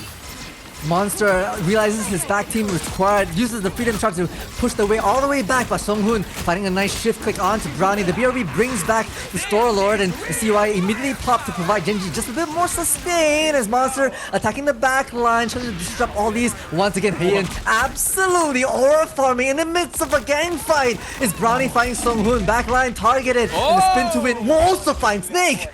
Yeah, Snake taken out of the equation, but it seems like Brownie wants to call for the Galactic Legend, and now we go back and forth. Gen.G able to have a hold, and now it just seems like everyone is stuck here at spawn. Gen.G now holding strong here, keeping Crazy Raccoons at 2. JT3 has switched already, but look at this monster. He's going to try to interrupt here. I'm not sure if they're able to actually get the teleport going. We have the invisible boundary away from that point, but Crazy Raccoons able to hold by the skin of their teeth. NX now trying to attack the backline. They were able to get to the portal, folks. Gen.G now have to hold if they want to deny the 3-point game out of Crazy Raccoons. But Crazy Raccoons fighting back right now. It's a tick for tap. J23 makes it interesting, getting Hoodie out of the way as the looking shark that has been dealt with. Fighting around this point, they have to stay on the cart itself, and Gen.G know precisely that. Oh, but you're gonna be paying the price for it. False will deal with it. Monster comes out with the Freedom Charge just to be able to put up that final stand, but absolutely mowed down by Lastro. So now Gen.G have to be able to hold this point. Not gonna. Oh, falls actually onto the Doctor Strange. We're actually gonna see a little Jeff action here.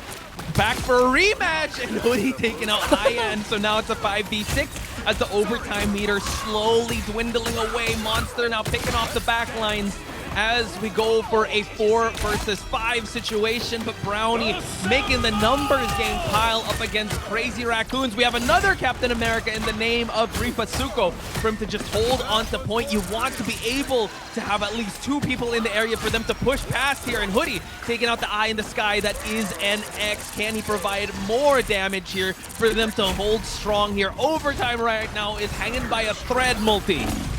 It is indeed, but JTC's got an answer. We find Felix sponge up, and the Madness will claim their monster, and Brownie and Snake all have one of each. The spin to win comes through. Hoodie making a play for himself. Gen.G putting up a defensive hold, and that's the overtime drained out.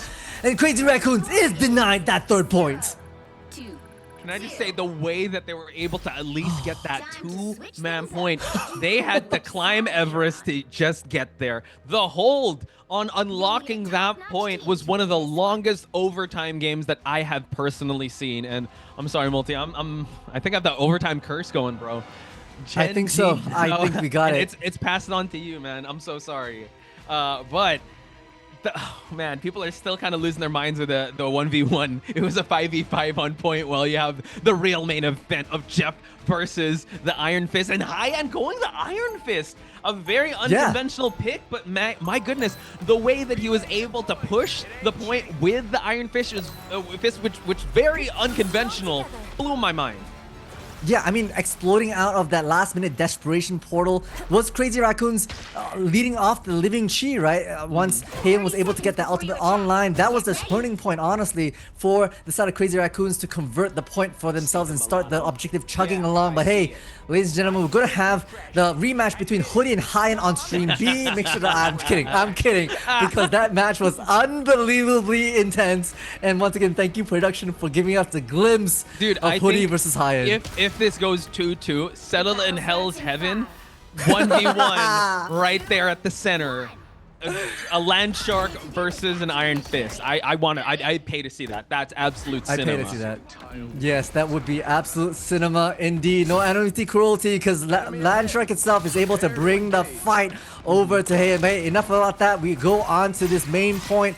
Really, the difference here, Crazy Raccoons are falling back into basically the side. They're not pushed up as far as Gen.G was on their first half, and they're giving a lot of space to Gen.G to be able to take this high ground. But Sung-hoon shift clicking on, finds the mark onto Monster, as well as Hoodie in this back line, trying to isolate some of these fights as Gen.G start pouring out onto the point. Hoodie just has a really good way of setting up these angles, and if you give too much real estate advantage to Gen.G, look at this. One mistake could actually call for it. And look at that, yeah, just trying to hide behind the back lines here. Seung-hoon is going to just try and stay away, tries to go for the freeze. As you continue on with the action here, Captain America also trying to attack the back lines as Jeff tries to sustain while we keep on healing up Captain America himself. Still a good hold by Crazy Raccoons, but they're playing with fire. There's almost a tick onto that point, just a smidge, right? They are playing so close to that objective. Now Brownie's in the mix as well, and the back line is not a lot to have to deal with as Monster tries to find a pick onto him. Does indeed, as Jeff comes out. I'm not sure if we were able to get anyone, but regardless, we have the Adam Warlock out of action. Now onto JT3. Phoenix is in the fight. The cocoon for Heian comes in true. And Crazy Raccoons find themselves in this advantage here to hold back Gen.G. Definitely a good hold after the It's Jeff. Yes, you have that pool of sustain, but unfortunately unable to get any captures going on, and NX just sending Captain America, hightailing it back to the respawn. Try again, sir, is what NX says. And now Gen.G have a chance to recuperate here. I like the hold. They are playing with fire, but they are holding quite strong. They know their angles, they know where to stand, and they're able to actually have a really good hold as we head towards the 2-minute mark of this game. Yeah, I feel like the triple strategists for Crazy Raccoons are nervous and looking over their shoulders every single time, because Brownie's already in there, coming in with the spin to win, is pushed out, so not so much value, but obviously wanting to come in back for more. It forces out Snake CYA just to be able to make their mark, but in the midst of it all, Hein is taken out.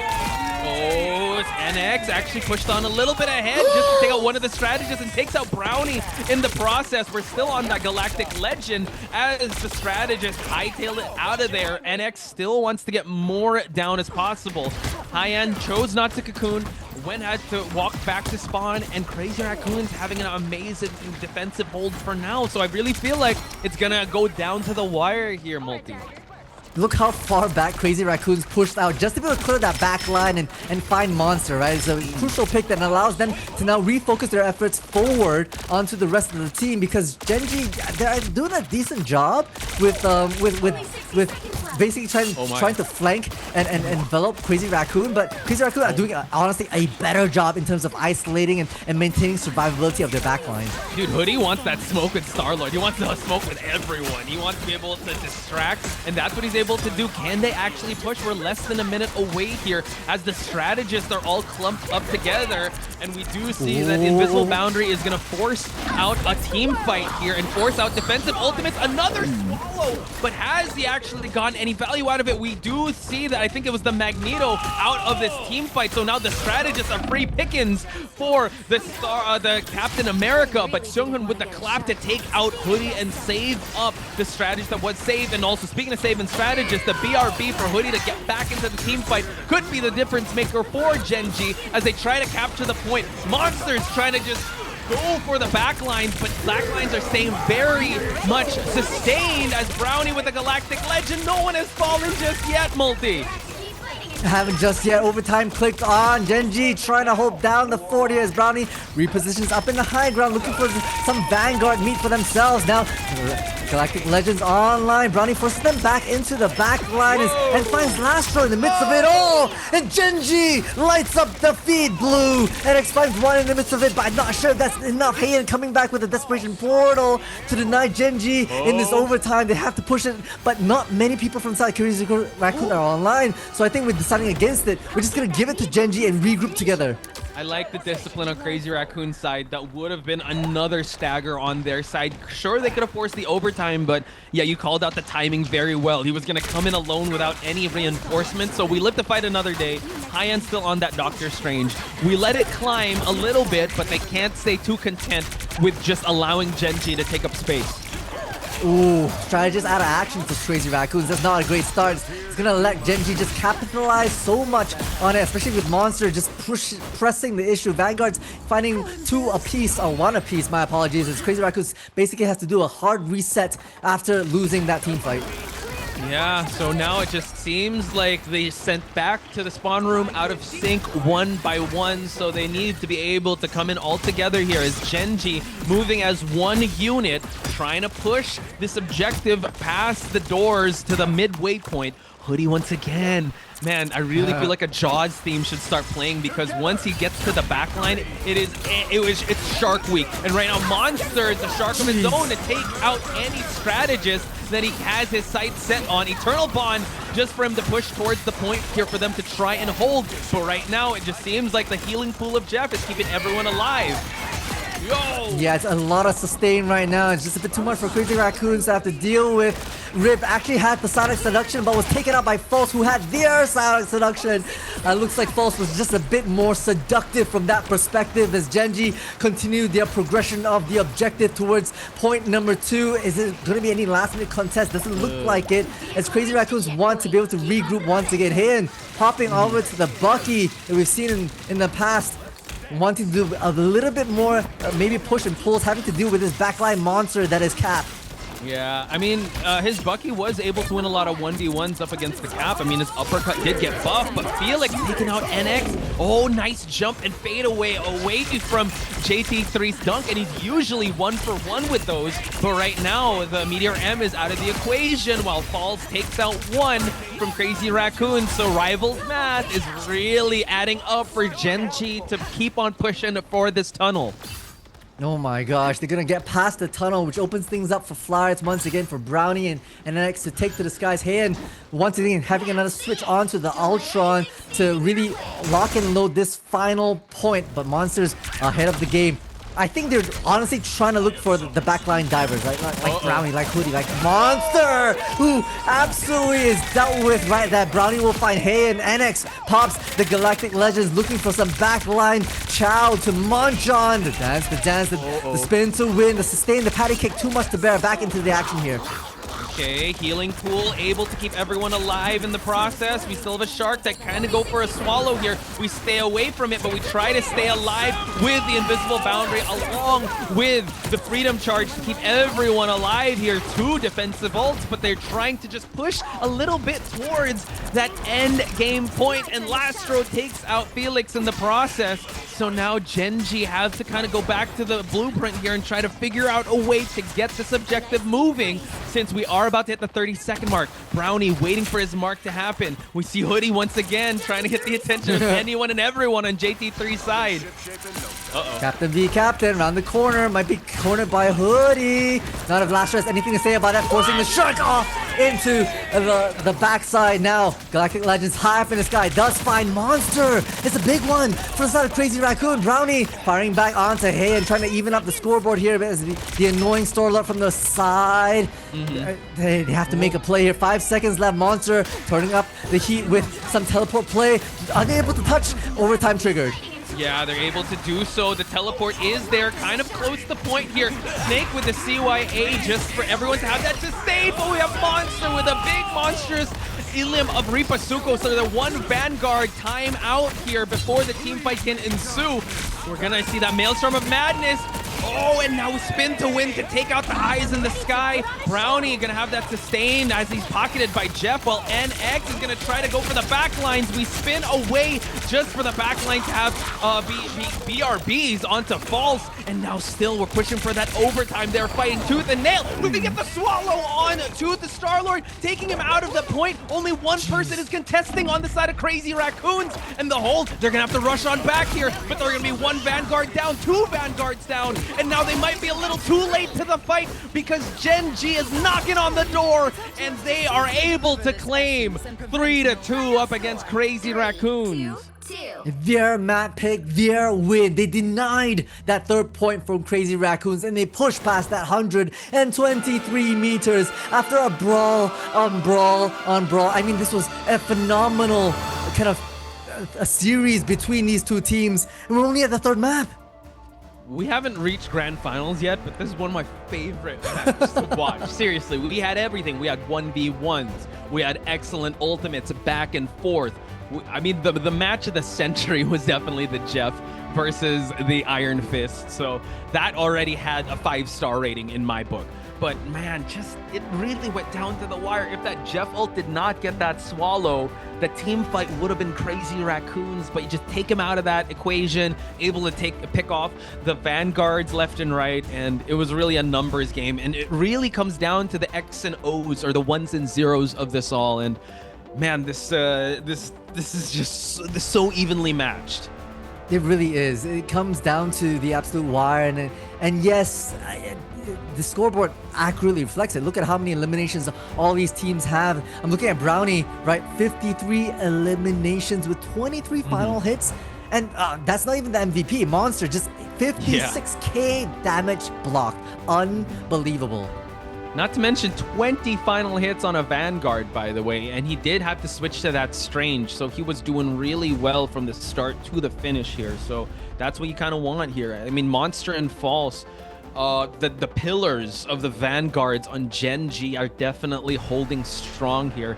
You still got to give it up. I mean, the stats on the other side of the team, on the other side, on the red team here, on Crazy Raccoons, are still quite good, but man, it's really just coming down to that wire, and just an inch doesn't matter if it's an inch or a mile. A win is still a win in this high level of Marvel Rivals play, and I really can't call it down the line at Multi, because it is a 50-50 up until the very end for me, for Gen.G and Crazy It really Raccoon. feels like it really could be a 50-50, right? Like, I feel like both these teams are really trying to counter each other bit by bit, and we see it in the picks and bans, we see it in mid-round callings from the IGLs, both sides wanting to adapt to the dive styles that are being brought to the fact. But hey, I gotta mention, like, for instance, right, the side of Crazy Raccoon, Gen.G, they love to be able to send 3 players on the backside, be it Monster, be it Hoodie, as well as Brownie, to be able to take the flanks. And the adaptation for Crazy Raccoons to try to flush them out, to try and reposition their strategists,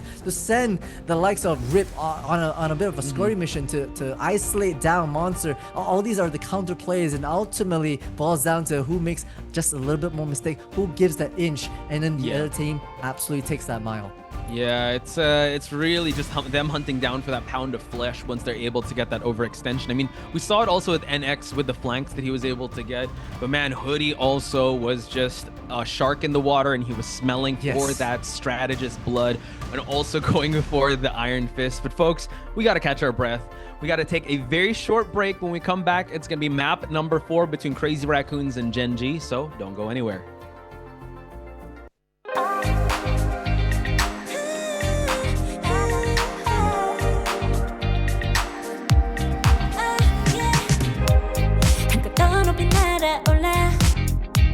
누워진 밤하늘을 가로질러 Oh yeah, oh yeah. 필요할 때 내가 널 지켜줄게 간절히 바라면 이루어지는 마법인 거야 운명의 소리 들려 여기서 저기서 날 찾으면 달빛이 날 비춰와 시작해야 let's go 어둡고 흘러는 우주 따뜻한 눈으로 감싸는 순간 신비롭게 기다려 I'll be there 쓰러지지 마 끝까지 일어나야 해 어딜 가든지 극복해 힘은 너에게 있는 걸 소리 높여 노래를 불러 작은 걱정 따윈 던지고 최선을 다해 작품을 쳐봐 어둠이 떠 날 때까지 아름다운 꿈을 밝혀봐 우리에게 달려서 그 세계 운명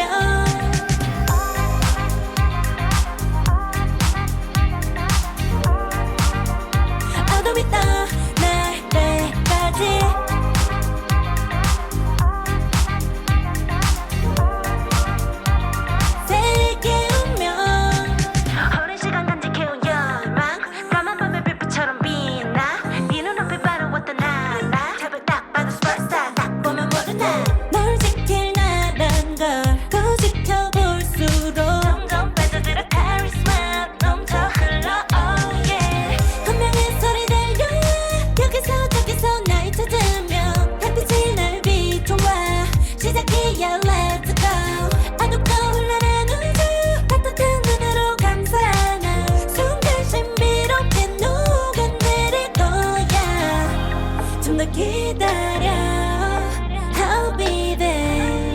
지지만 끝까지 일어나야 해 어딜 가든지 극복해 힘은 너에게 있는 걸 소리 높여 노래를 불러 Taking off comparing don't you go 최선을 다해 작품을 쳐봐 어둠 있다 날 때까지 아름다운 꿈을 밝혀봐 우리에게 달려서 그 세계 운명 눈이 부신 모든 순간들 지켜내야 해 내가 좋아지려면 꿈꿨던 너와 나 그래 그래서 내 운명에 The way Map number 4, here we go. On one side, in the corner of this octagon, we have Jeff the Lachok, and on the other side, we've got Iron Fist. That's the matchup everyone wants to see, and we saw a bit of that action, but hey, it's Crazy Raccoons versus Gen.G, and Gen.G clapped back on their map, picked that symbiotic surface, and put themselves basically at series point to put Crazy Raccoons into the lower finals. Just a big shout out to Shinra Kato. I hope I pronounced your name correctly. 2 out of 10 match. Not enough Jeff, not enough Iron Fist. You guys are hilarious in chat. That was one of the biggest highlights, but we have to take it to the nitty gritty of it. And they are really fighting tooth and nail, not giving each other anything, or any overextension is going to be punished. And Gen.G looking at match point here as we take things towards Yggdrasil, as Crazy Raccoons want to take this map with the goats. So I wonder, here's what I've been thinking, right? With a high level match like this, it really tests your stamina and endurance, which I just wonder how much do they have left in the tank, because that was so intense. After an intense rank session, after 10 session, I'm done. I'm like, that was crazy, right? So they're really leaving it out on the line here just for them to claim not even the grand final, not even to gain the grand final spot, but it's only up until winners finals here.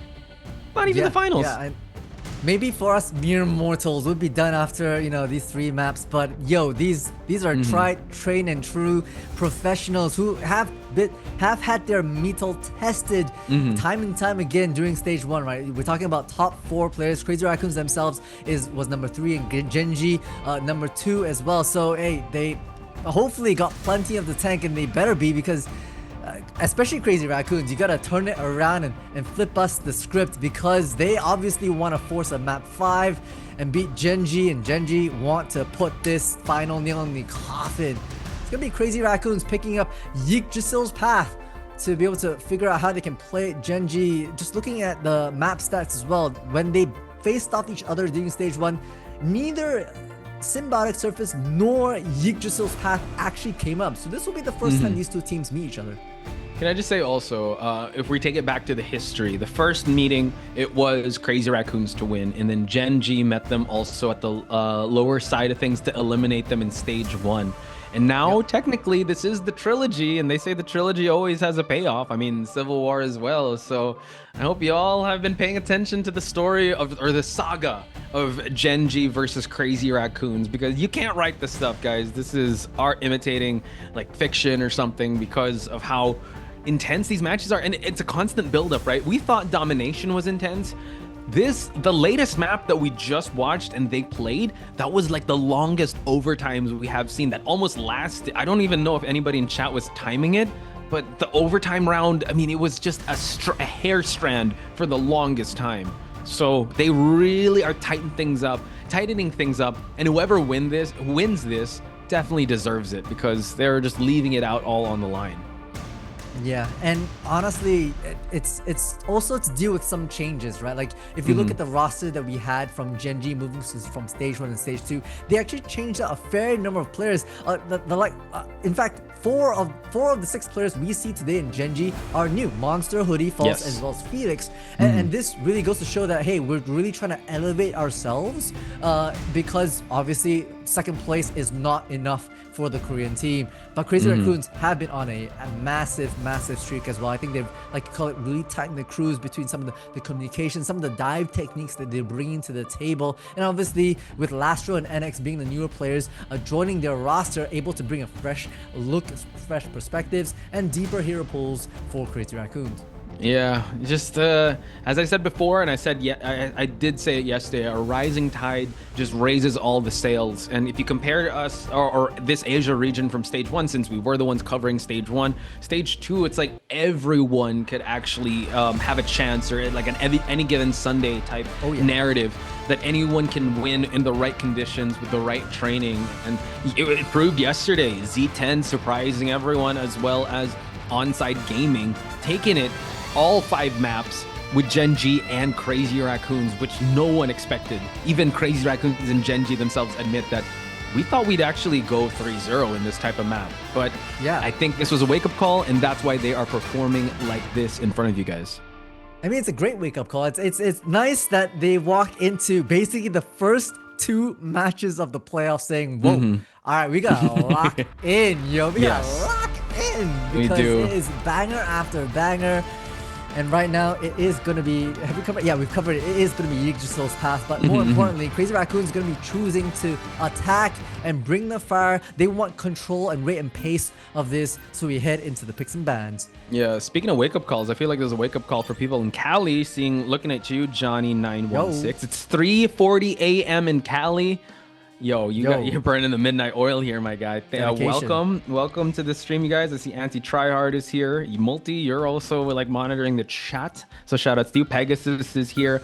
Paton is here as well. Fensri, we also gave a shout out to Shinra. So shout outs to each and every one of you guys. Y'all are the goats for joining this match, and we're gonna see some goats run rampant.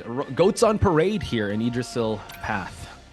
Indeed. As we move into the picks and bans, already Adam Warlock locked in and banning out the Jeff. I like the Jeff ban. I feel like when I come to Yggdrasil's path, it resonates that mid-season finals with some insane 4-person swallows. 4-person throws off the map. I think that's exactly Rad EU precisely saying why we get such early Jeff bans here on Yggdrasil's path.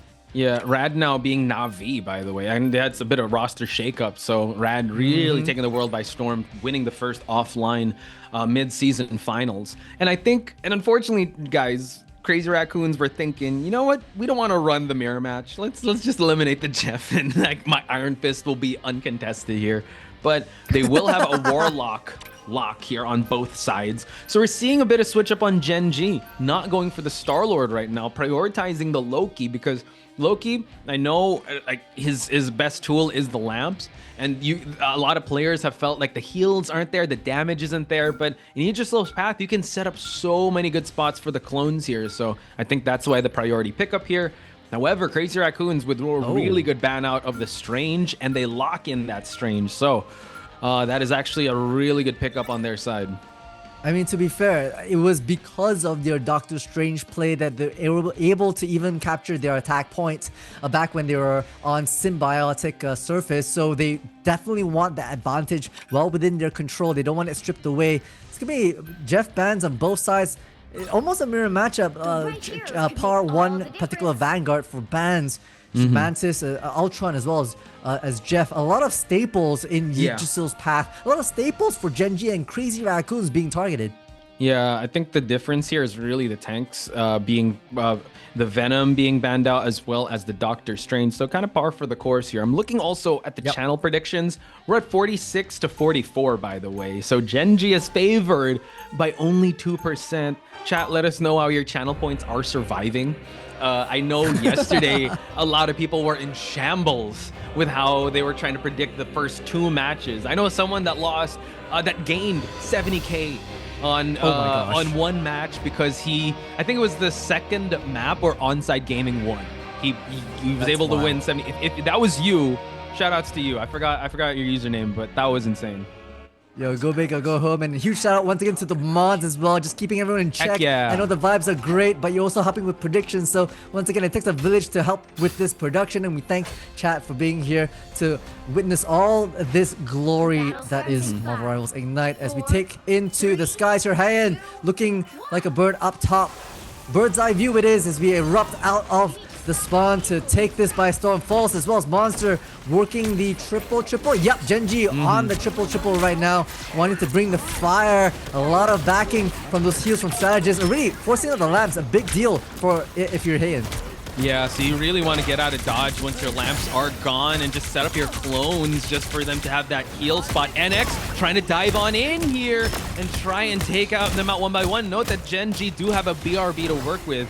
Can't afford too many losses or too many KOs on their side, but Ripasuko just making sure that he's holding down the fort here. CYA this early on, not even a minute here. Felix carrying the load of just healing everyone, while Monster, being the immovable object that he is, throwing those right hands, and the isolation out of falls. Totally fine, because we have a retry here on the BRB. We do have indeed. I mean, we talk about mistakes and overreaches, and that's important. The Kraken impact, I don't think it finds much impact, does it? They're still looking for a bit of a play onto Monster, but they're able to duck and dive out of there. Oh my gosh, huge from the side of Hayan and NX. That was unbelievable. It was the strangling prison and the combo wombo to seal the deal against Gen.G.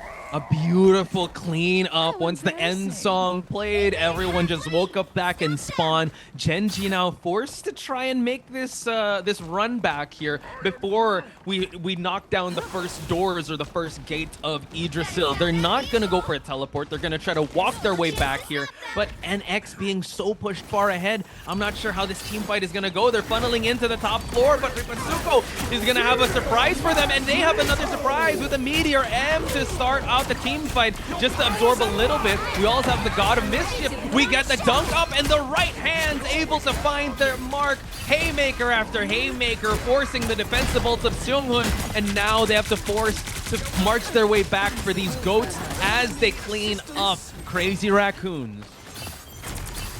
Great explosion out of that top side from Gen.G. Unfortunately, you know, Rip couldn't quite get those trees in time to block off the movements from Gen.G, but hey, the triple comes in clutch. They didn't even need a strange teleport to be able to make a play into it, but it has been banned actually against Gen.G, so they don't even have it. I mean, they'd rather not take the public transpo and just like walk it. It's fine. Walking's good for you. More steps, as Loki did step a little too far ahead, forcing the CYA in this team fight, and NX taking out Rocket Raccoon, but we do have a retry here on the insurance policy of Snake, and now more targets are actually being picked off left and right. Crazy Raccoons are still trying to push past the first gates of Yggdrasil, and you know what time it is. Everyone is stunned and forcing out the invisible boundary as it's clobbering time gets countered, and the Meteor M is flying, soaring above, and the right hand is going to be able to take out Lastro along with Snake and Seonghun, and we have Gen.G with another successful hold here. That is insane right now from their side, right? This Snake coming in with the Karmic Revival just to be able to cycle through so many of Gen.G's losses early on, which meant the momentum from their side was carried on, and Monster with those hands that clap back, great clobbering time to be able to make so much haymaker space. The triple really working up from Gen.G. Times are running 20 seconds for Crazy Raccoons to have to make something work here. Okay, another attempt onto the end song and strangling prison, but the CYA gets reduced to nothing. Now 2 ultimates out from Crazy Raccoons, while we go for a Psionic Seduction to try and capture anyone that is overextending. JT3 also tries to seduce anyone out of spawn here. A 1v1 takedown for both Crazy Raccoons and Gen.G. We force the overtime multitudes. We do indeed. Now the Karmic Revival from Snake comes alive again, sustaining the rest of Gen.G to pour back out onto this objective. Crazy Raccoons has to focus fire. NX trying to find some picks. The sparks are coming through, and Hayan's in the heat of it trying to maybe isolate some of the movements of Gen.G Esports with a 2-for-1. Hayan's back in action and blocking off the rotates as well. The clobbering time comes through. And did I hear Born Again? Indeed. We have Puri bringing back the likes of Brownie, I believe. God, he copied the Karmic Revival, so they have another retry, and we do have another strangling prison. The Loki totems keeping everyone alive. Gen.G unfortunately unable to hold on to the thing. NX trying to fly above, trying to go for the strategist, and another end song just to capitalize on this next team fight. Crazy Raccoons cleaning up shop for them to be able to at least get 1 point and move the cart, move these goats on to the first path of Yggdrasil. We have the cocoon not being used, and Monster's already switched things up, and they have claimed the first gate. I mean, by the hairs on your chin was that claim, right? I thought Monster would take a bit of a gamble and dive in, but hey, decides to hang back and regroup, maybe hold the fort down here on this U-bend, allowing the high ground as Brownie to be able to lay down sparks. Is beautifully done. But the sustain once again from Crazy Raccoons is going to be good. They've already changed it off. The triple only works for the first phase and back into a classic 2-2-2 or 2-1-3 rather. Yeah, this is when it gets scary in this S turn. Once it gets past the second turn, it's going to be hard if they fall, right? So they're slowly pushing the cart, but once it gets close towards that gate, it will be defender-sided. Monster coming in, uninvited to the strategist party. No patty cakes, but an X.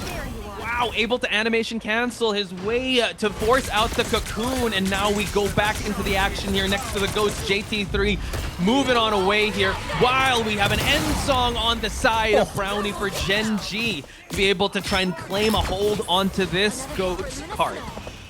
Not too shabby if you're Gen.G indeed. Still be able to walk away with 2, possibly 3 in a few seconds in terms of those check marks. Crazy Raccoons, you know, Heian just had to throw their life at the cart to be able to do a bit of a hard reset. Now hopping over to the Bucky Winter Soldier indeed. Looking for a bit of combo synergy with Rip's Strangling Prison, which we saw was so good, you know, during that first phase. We just needed a little bit more of that. Yeah, they can actually go for either the Kraken Impact or the End Song, which they're going to the End Song first, but Brownie finds high end in the process, forcing out the invisible boundary for them to just hold this ground. I hear a Strangling Prison, and Brownie jumps down into the fray to be able to take out 1-for-1 here. NX and Brownie light up the feed, but it is Gen.G to still have a successful hold here. It's all these off angles. It's all these good positioning from the duelists, as well as all 3 roles, to be honest, to be able to get the better of the advantage, sow some seeds of chaos into the attacker side and dismantle them from the inside out. You've already forced the Strangling Prison. Now Rips back on the Doctor Strange. That's a win if you're Gen.G to be able to pull out some of these hard-hitting ultimates. Yeah, note that Haiyan is actually on the Psylocke just to have that flank potential, and now it seems like JT3 is forcing the objective here, and Ensong just to clear out this next team fight, which is kind of far, I see, not even at the midway point of this overtime. So Crazy Raccoons are going to try their darnest to be able to push past this turn here as they're trying to build up these ultimates, Multi. That means a lot to have to bear with right now, but they're doing their best. Starts up with the Sonic Seduction. Both Seductions coming up. We'll see as the fate of both worlds from Sung Hoon trying to isolate. Unfortunately, Cap has been seduced and will pay their life for it, but the BRB brings Monster back into play. NX hunting for some sparks onto the side of Felix, who pays their life. Cocooning for Hoodie will be probably activated as they have to press the issue onto this overtime. Note that we have Haiyan now onto the change, onto the Psylocke, and we have the Dancing Butterfly on the back line just to take out the Warlock. They push past the halfway mark, and now Gen.G out of sync, out of spawn. They need to run their way down to just stop them from gaining more ground on the path of Yggdrasil. JT3 is going to hold. We have also a portal hold here on the side of Ripasuko. This buys them so much time, forcing Monster to the cart here, but he's all alone here. The captain needs a squad with him, and now we get them coming in one by one. It's like a moth to a flame here on Crazy Raccoon's side. They're able to take out one after the other, forcing ultimates out of Gen.G. But that's precisely the point, right? That's you know, Monster had to dive in, giving their life to the cause, and unfortunately what had happened was, in the midst of all that chaos, Crazy Raccoons was able to capture that second point for their own, and all these ultimates that's being used at this current moment during the tech pods, you know, is a little maybe wasted, if you want to say that. Maybe they can work their way and put a bit of a pause against Crazy Raccoons. Yeah, because I think it's time for EMEA to start. Guys, thank you so much for joining us. We'll end the stream here. I'm kidding. We're not going to end the stream here on the Wait, next really? episode. No, I'm hey, joking. don't do me dirty like that. I'm joking. We have to settle this. We need to know. We need answers tonight.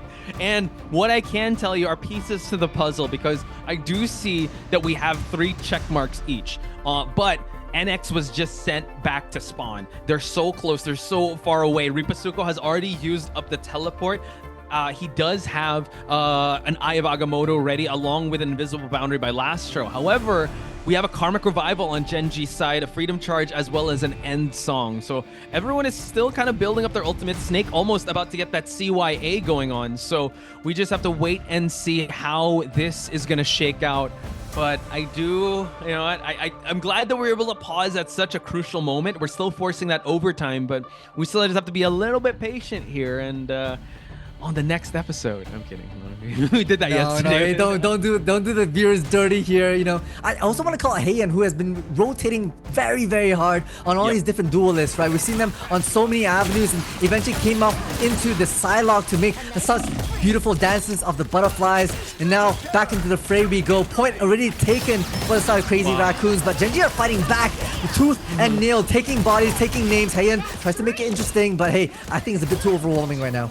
Yeah, definitely. So they choose to save up their Karmic Revival as well as the End Song, right? But high end so far, you know what? I think the Psylocke is paying dividends, because as he's changed up, they were able to get 2 ticks off the checkpoint. Able to get 2 points. Now Gen.G a bit out of sync here. They need to try and fight their way back in this. Again, no Doctor Strange portal could be the difference maker here as Crazy Raccoons band it out. Heian waiting for his right opportunity to strike. He does have the backline all isolated. He's all invisible. And now we see he's going to try and rotate away and go for the dance with the butterfly to take out Hoodie. But now animation canceling his way in. Brownie making sure that NX is not going to go unnoticed as we continue on with a Eye of Agamotto. Seonghun picking up the pieces, taking out Brownie, and we have Snake with that BRB. Snake with the BRB as well. Karmic Revival coming online for the side of Hoodie with Sonic Seduction just to be able to buy a bit more space for Gen.G. But hey, JT3's got one of their own as well. And capturing 3! It's JT3. This is humongous. This forces out a fair bit from Snake. I believe that that CYA is doing so much sustain on that back line. So Gen.G lives to tell the tale as Rip taking up the high ground. We'll find Brownie Monster taking out as well. Left and right are the eliminations, but they're all Crazy Raccoons. The numbers game is not working out for Gen.G. Real estate is going to be on Gen.G's side, but they can't afford to lose any more ground. Hoodie is actually on the back lines here, still building up his right click and trying to just make sure that the strategists are going to play patty cake to stay away from the front line action that is happening. NX now has found Hoodie. He does have the cocoon to work with for that revival, and now he has his attention set on to Captain America as we do see the dance floor being lit up here by Felix just to keep everyone alive onto the ghost. And another psionic seduction along with Eye of Agamotto. It seems like they're trading left and right, but Gen.G is just a little short in these exchanges. We still try to stay alive here, but the butterflies do be dancing here, Multi, as overtime is slowly whittling away, and Crazy Raccoons are marching these ghosts to park right next to Idrisil. But they have one last shot here. One person is still holding strong, but it's not going to be enough as they're able to get the victory here. 3-point game for Crazy Raccoons in the first half. Once again, they push the distance here. A bit of a difference that we've seen on this map versus a symbiotic surface. Crazy Raccoons, a bit of a slow start like we kind of saw in map number 1, but we're able to push through fairly quickly in phase 2 and phase 3, and despite the number of ultimates that Gen.G would bring into the table, I mean, towards that tail end, it was like the fate of both worlds, plus a silent seduction, plus a freedom charge, but it was Crazy Raccoons able to isolate, able to team, get their XV1s, and put those eliminations back into the spawn room.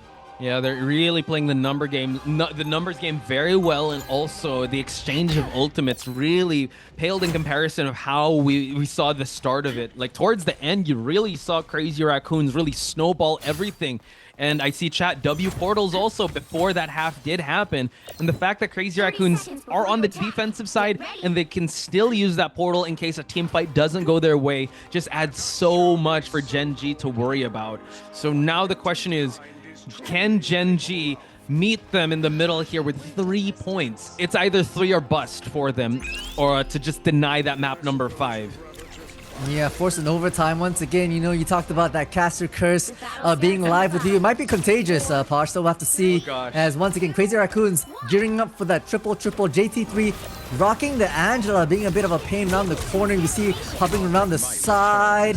It's going to be JT3 that already meets, I believe, Brownie half in the air. So, yeah, going to have to evac out of there and get the health pack on the way out. Applying the pressure is Crazy Raccoons wanting to put up a bit of a more defensive hold than Gen.G did on their defensive half. But really, JT3 on the back, trying to sandwich them like a bit of a sandwich. Finds Brownie. It's a big one off the table. Oh my god. And now 2 off the table. Make that 3. We continue on here with just an amazing flank to skewer by Angela, and I think this is the most we've seen Angela for today, because in every match we saw a really pivotal Angela play. And JT3 putting Angela on the board, I think this is how you're supposed to use her. Off flank tank meta with a triple, and you have someone eye in the sky, but it's one that can kidnap you. That's quite the dangerous pairing here. Quite the dangerous trio that Crazy Raccoons are rocking, while Gen.G still trying to find holes here, able to take out Ripasuko, but they do have that Karmic Revival just in case.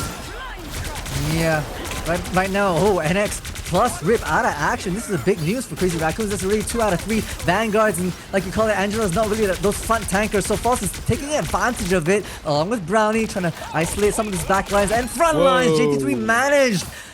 And now, all eyes forward, cart chugging along is the side of Gen.G. They're able to capitalize a lot on this.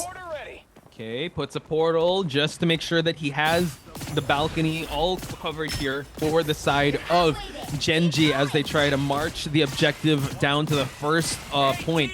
Already using a CYA for this next team fight in the alleyway, while Lastro has already gotten the fate of both worlds just to keep everyone alive, but could not actually pick off Hoodie here. He can cocoon on his way back here, and now all the checks are being spent on the blue side for them to be able to get everyone off the cart on Crazy Raccoon's side for them to win this team fight, forcing also the Karmic Revival, but it's right here in the room.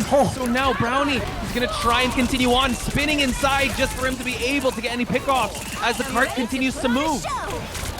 They're using the Fate of Both Worlds to explode out of the defensive structure. Brownie repositions high up in the sky to be able to work the magic. Crazy Raccoon still holding on to the card. So Gen.G's gonna have to back off because the explosion from the resurrection was too much to bear.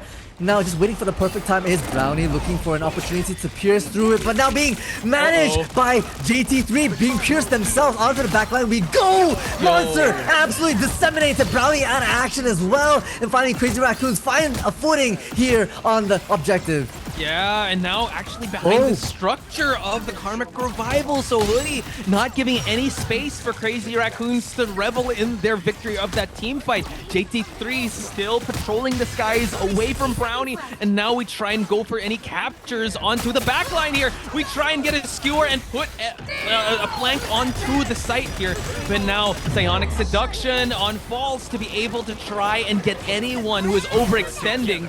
Note that there is, after this ultimate that is used by Lastro, there will be another one by Ripasuko that is going to be used. Gen.G is behind by ultimates here by a significant margin. CYA is going to allow the team fight to continue past the 30-second mark, but we're going to get a clap going on to Hoodie. I feel like Gen.G right now, they're always a bit fragmented. I feel like they can't get the picks that we saw before. And False absolutely taking NX out. Huge feature out of action. As was, the Karmic Revival comes out, but Monster straight in the out of action, trying to get rid of all these resurrected souls. Lastro is immediately put back to bed. But Sunghoon will have the fate of both worlds to explode back onto this point. Oh my god, and now that cart was actually going to get taken out of commission, and now we see the overtime being pulled out. Freedom Charge paired up with a Galactic Legend is going to try and contain Crazy Raccoons and put them back to spawn here. The portal is going to be used, but they are a bit staggered. So now it seems like Doctor Strange quite low. Can he actually get any heals off as they try and force the cart away? And we see that Hoodie all the way from behind, able to actually get the elim, and now they're staggering hard here. Gen.G marching their way down with confidence for them to be able to unlock this next point. They were playing so long around that teleport that the teleport disappeared. Yeah, it did. Actually left the strategist hanging to dry, and that's basically how Gen.G were able to capitalize on this that 1vx fight and get the first point under their belt. I feel like we've been talking for days so far, Posh. Oh, I feel like it's months, man. The way that these overtime games are going, we're going to see a bit of a change up here on Crazy Raccoon's side. High-end on this Psylocke is dangerous with a capital D, folks.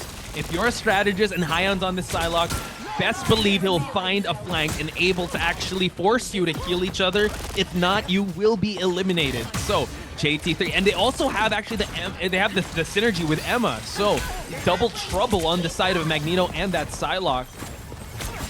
It's Crazy Raccoons just wanting to establish high ground advantage, right? Forcing all these lurkers out of action. The Riven spot the monster as well as Brownie and False being sent back into the likes of the spawn room. But hey, that Karmic Revival just to be able to bring back the Vanguard is important. They're running on double Vanguards right now, so every Vanguard counts. It definitely does. And now the Karmic Revival really paying dividends. Monster back in the fray here. But unfortunately, Brownie was just a little behind onto that Karmic Revival. Gets taken out by NX and now also False. Adding more to the list here as he's going on an Elam streak here, a KO streak. And you are on the list. If you have a Gen.G to your name, NX is going to cross you off that list. I feel like Snake was just trying to hide in the corner and say, you don't see me, you don't see me, you don't see me. Unfortunately, no, we did see you indeed. Looking for more. Monster will have to leap out of there. But hey, huge stagger, right, for the side of Crazy Raccoons. Fighting Monster, looking around the corner. And they're hunting for more as well. NX up in the rafters, peeking around the corner, seeing if they can spot anyone. It's Emma v Emma, Diamond v Diamonds.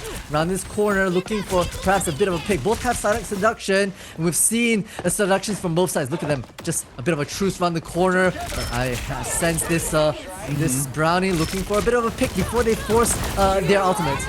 Okay, we're starting things off with actually the Freedom Charge, and now it's actually NX to take out Snake, forcing more defensive ultimates to come out of Gen.G as the team fight is not in their favor. Hey, and now to the backlines we go. He's gonna isolate and take out Felix as he's already done with the dance floor. The club is closed, folks, and Han is the bouncer. And now he's going for Hoodie. NX, he's a menace. He's NX and Hyan. No strategist is safe. Crazy Raccoons now forcing them to actually go for it. And no, unfortunately, the CYA is going to be used, but no one to keep alive. And just like that, Crazy Raccoons force a map 5. Map 5 we go again, once again. This is but I can't even count right now.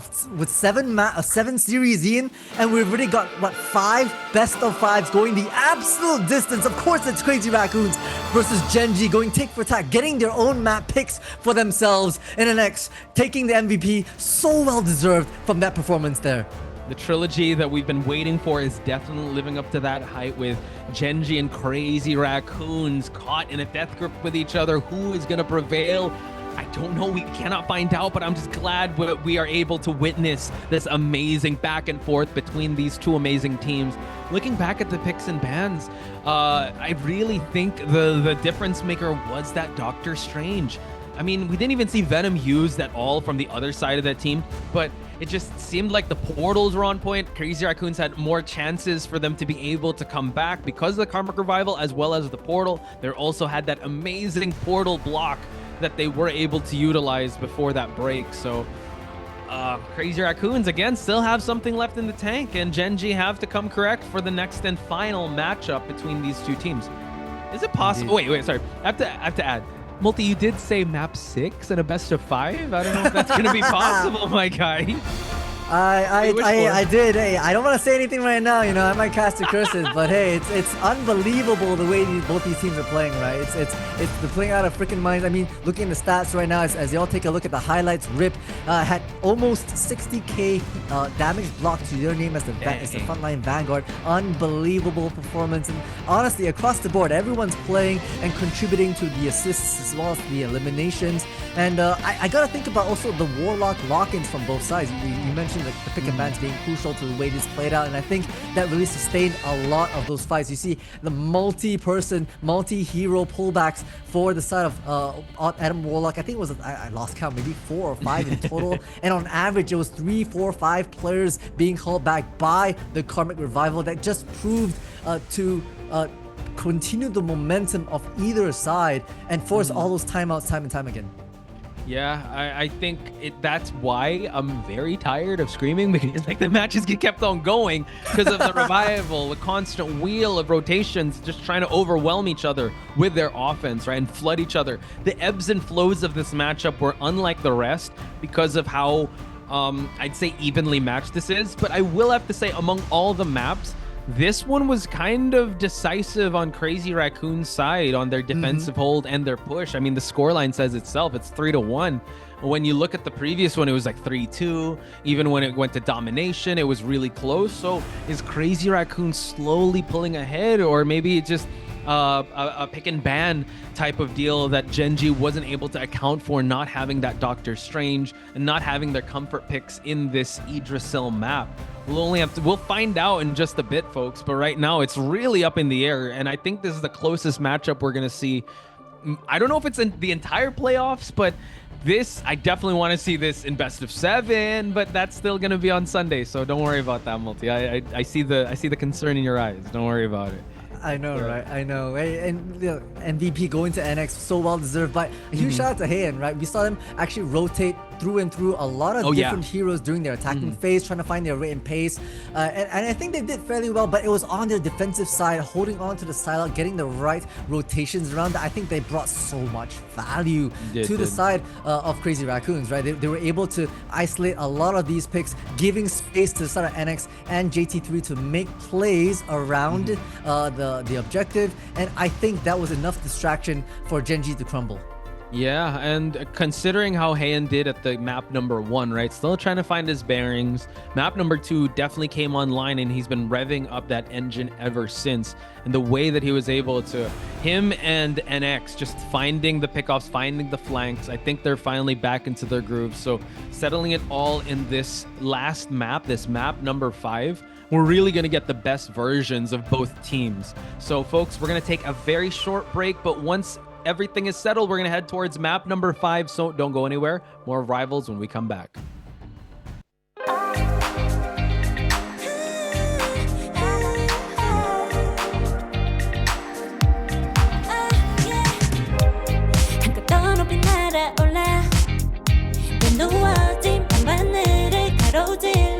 Oh yeah, 필요할 때 내가 널 지켜줄게.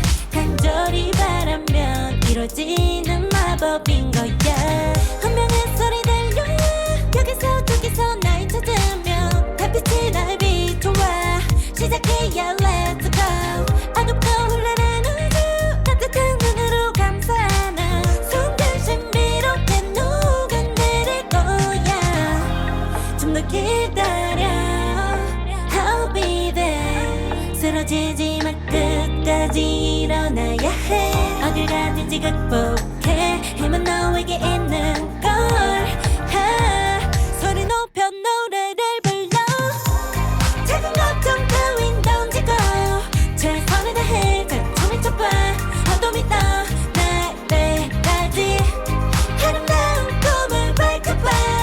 우리에게 달려서 그 세계 운명.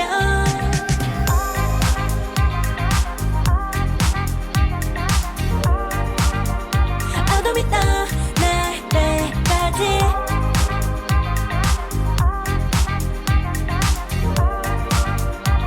세계 운명. 오랜 시간 간직해온 열망 까만 밤의 빛처럼 빛나.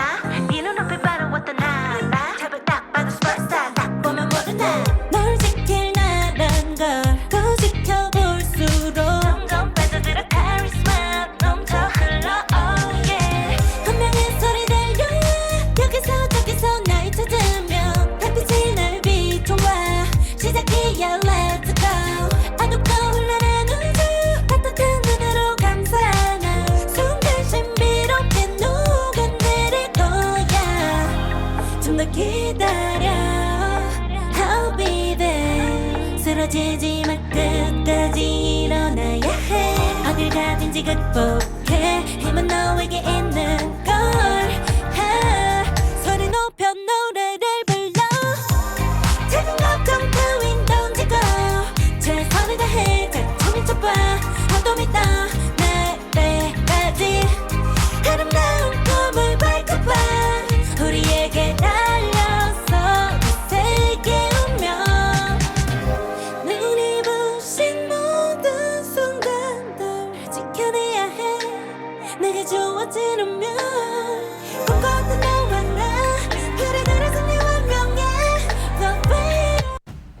we are at lucky number 5, map number 5. Multitudes, I feel like that tie is starting to loosen up a little bit because you're with the overtime king here, Poch Spice here. So hope you guys are locked in. I have to acknowledge we're in the presence of a Chad in chat. Adam Chadlock, W's to the name. Shout out to each and every one of you. Y'all are real funny, by the way. Leg Day is also here.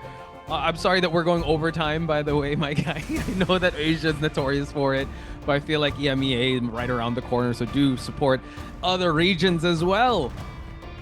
We're settling this in Hell's Heaven, I mean. And what are the chances that we're gonna get in the monument a 1v1 of the Jeff and Iron Fist? I love it. I honestly, it should be a 5v5, and we just reserve a small corner for the Jeff v Iron Fist. That needs to happen. We want, put a mini and camera. the camera's gonna be, a camera in camera. And the big screen is going to be the 1v1, and it will have a small picture-in-picture that's going to be the 5v5. Because honestly, that's all we want to see. That's all we want to see, chat. Let us know in the comments as we move into the best of 5. Going the absolute distance here, Posh. I mean, did a quick count, right? We've had 7 series thus far up to this particular series, up and including this series. And out of 7 of them, 5 of them, am I right? No, 4 of them have gone to map number 5. That's more You're than spoiling. 50%. It's about to be 5 for this last match, but 4 for now. 4 and counting. 4 and counting. That's what you get, folks. Asia all about those overtimes. They want to see all the map. They want to see the tour of all the facilities here in Hell's Heaven, as well as Yggdrasil and whatnot. But multitudes, we got to lock in here as we head towards the picks and bans. And right now, one-sided Jeff on CR's side. And it seems like the Gen.G is actually going to take out the Warlock and the Ultron, which is super important if you want to run that triple strategist comp. Yeah, and it's likely going to be triple strategist, right? We've seen both these teams run the triple strats time and time again around domination, so it'll be a very, very hard-focused strategist bans around the corner, and then they're going to do their best to save in particular what they want. A bit of a deviation here moving into the second half of the picks and bans. The Venom, obviously, a bit of a poke into Ripasuko, as well as what they can do, as well as the Star-Lord ban from the side of Crazy Raccoons against Gen.G. Kind of scary that when we go back to how original domination was in map number 1, it started with the one-sided Ultron on Gen.G's side, and they're able to lock that in. Couple that with a Phoenix lock, they're really bolstering their damage here. They're not necessarily saving any strategists. They did get a Mantis ban. Let's see if the lock of Mantis is going to happen on Crazy Raccoon's side as they ban out a Luna. So there's a lot of strategists that they are attacking, and no Star-Lord as well on Crazy Raccoons for Gen.G to work with. Yeah, I mean, more importantly, I think Crazy Raccoons has had a lot to deal with these flankers, right? Brownie on the Star-Lord has been insanely distracting for them, so they at least want to take care of that and one side that Star-Lord for themselves to reserve possibly High-End or RNX, who's right now picking it right off the bat to be able to be that fly, the nuisance fly against Gen.G. Yeah, shout outs to Catastrophe. I hope I pronounced your name right. If not, please correct me. But here we have it, folks. The lock-ins. First try. First try, really? Oh, thank God I got it right. I'm terrible. I'm very dyslexic. But here we have it, folks. These are the picks and bans. But I'm looking at the side of Gen.G, and I'm kind of liking that they do have the Ultron and End Song to work with. But I don't know. I think maybe Crazy Raccoons have kind of figured out something. They did. I mean, map 1 does not dictate how map 5 will play out, and Crazy Raccoons are going to try to change the script here and make themselves a 2-1 versus Gen.G that did send them out, send them packing in stage 1 of Ignite. I'm still very, very worried about the Adam Warlock that Hoodies are having, right? I felt like on map 1, they also had Snake, and granted that Karmic Revival wasn't popped, I believe, in the first map of Domination, but well, with the way these games are playing and the way Crazy Raccoons has really turned up, I feel like that might be the edge that Gen.G will be able to bring into this fight. That could be the difference maker, right, that you did point out. So we're just have to wait and see as they set themselves up to capture the first point here. We're looking into the screen of Gen.G here that are rocking the triple support here, along with Brownie as the hard carry. But now it seems like Crazy Raccoons, with that 2-2-2, can High-End actually find a good flank onto this triple strategist? You do have a lot of escapability on both sides. And now Monster trying to pick off one of the strategists here, one of the two strategists, and forcing them out of position from the top. Nice freeze. We still try to stay alive, but no, Monster a little too far off from his team and away from the BRB as well from Snake. The discipline to let Rip come down and choke slam that Captain America was beautiful, and Gen.G are going to pay the price, but Phoenix tries to even the board a little bit, finding NX with a bit of that laser beam. The Diamond D Diamond, and Rip will find it false in the midst of that chaos, and now this point slowly moving towards Gen.G's favor right now as Crazy Raccoons comes back with a vengeance. Rip finding a bit of action around, posting themselves, trying to find Brownie around this corner as well. Yo, these choke slams are crazy. Rip able to actually get really good value out of them, but we still try to fight this area. Felix now forced to go for the Rage of Ultron to try and push this team fight. High-End's gonna switch his sights onto the Warlock. NX also is gonna actually go for a crossfire, and unfortunately unable to save up the Warlock and the Phoenix, while JT3 trying to put the finishing touches away out of Felix. And a hard-fought team battle where Crazy Raccoons ending up on top here up against Gen.G. Not without a fight though, they still try to remain here as we have the Karmic Revival onto Hoodie just for them to keep sustaining this team fight. And now it's their turn to be the hammer while Crazy Raccoons are forced to be the nail and defend the site. Yeah, they're bringing the fire right now. Meteor doesn't quite find the mark as Monster's dancing and dipping around with the Freedom Charge Brownie up top. Phoenix v Phoenix, and X being pushed back into Spawn. Rips looking up high, trying to get Phoenix out of action. And it's just a dismantlement right now against Crazy Raccoon. Snake comes back, brings Phoenix back with that BRB, but and Brownie finds the reply on to Rip. So despite it all, it's still not anyone's game, but Gen.G finally able to make their mark and claim this point under their control. I mean, Multi, you called it from the beginning. The Warlock plus the BRB, they're weaponizing the pace. Yes. It doesn't matter if you win the team fight because you spent your ultimate. You still gotta have that ready for the Karmic Revival, that insurance policy. And the Elims are definitely on Crazy Raccoon's side, but as of the moment, we are climbing on Gen.G's side, and we have the Rage to kind of push them back towards this small room area. Carbon Crush as well, just to push everyone back. They don't have any flank opportunities as High-End is still trying to set up and try to take out Felix that is in the sky. Yeah, Felix has been a solid performer right now. We have the CYA coming through and forcing out Sung Hoon's Fate of Both Worlds. High up in the sky, Phoenix tries to be a zoning tool. Is utilized regardless. Doesn't quite find the mark, but Monster straight into the action on that backline, finding strategist after strategist. It's a massacre from Gen.G, and they hold firm on your control. Dude, the way that they were able to condition them, win that team fight, win the ult exchanges, they are still higher up in terms of ultimates. Ripasuko can come in, but he will have to be forced to spend the Psionic Seduction. High-End 2 has to get set up with the Dance of the Butterfly, so this is their best opportunity to take over the point, but they're still kind of spread out here. We do also have the BRB online, and we're about to have Karmic Revival on Hoodie's side, up on this left side of the map. That's the important run, right? Despite whatever Crazy Raccoons are going to be bringing, Hoodie has the Born again. They're bringing it on. They're trying to expend as much as possible. Rip's already on the side, and with the Revival here. Okay, it's going to be NX just tracking to the best of their ability, trying to get all these members who have resurrected out of the battlefield. Hayan hunting for more, finds Monster and lits of it. Felix just before they go down.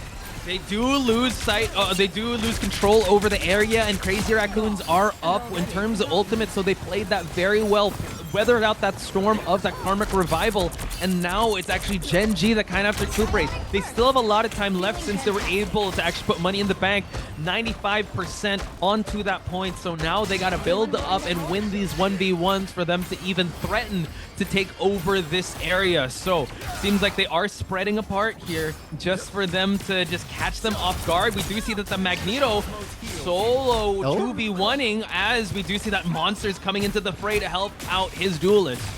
And great positioning for Gen.G just to be able to deny that upper move. Bit of a choke slam there. Diamond form can't protect you so long. Falls will drop. and Rip will hold continuing this fight here as Crazy Whoa! Raccoons holds true. Oh, big push onto Monster, a big stagger onto Gen.G. A lot of responses right now from Crazy Raccoons as NX finds the mark onto Brownie. They're hunting for more. They're hunting impacts. They're looking for Phoenix, and they will find them indeed, even pushing them past the choke point, deep into their spawn. And Crazy Raccoons is doing an amazing job holding on to their ultimates. They're only using their cooldowns and their primaries just to get these elims going, and they're starving Gen.G of ultimates. But now we kind of see an even keel and check marks. So it's going to be another crazy hold by Crazy Raccoons. They need to try and climb a little more to threaten that overtime from happening. And we do have the Galactic Legend by NX. He gets taken out of the equation by Hoodie with just his right click. And now we see that Brownie is also able to actually threaten the mission area here and just wait for him to use his animation cancels for the elims. False as well is joining the fray as the Freedom Charge keeps everyone alive and they take over the point. But hang on, we have the Pentagram of Perales just to force the overtime multi. Oh my gosh, Hoodie manages to come back into cocoon mode.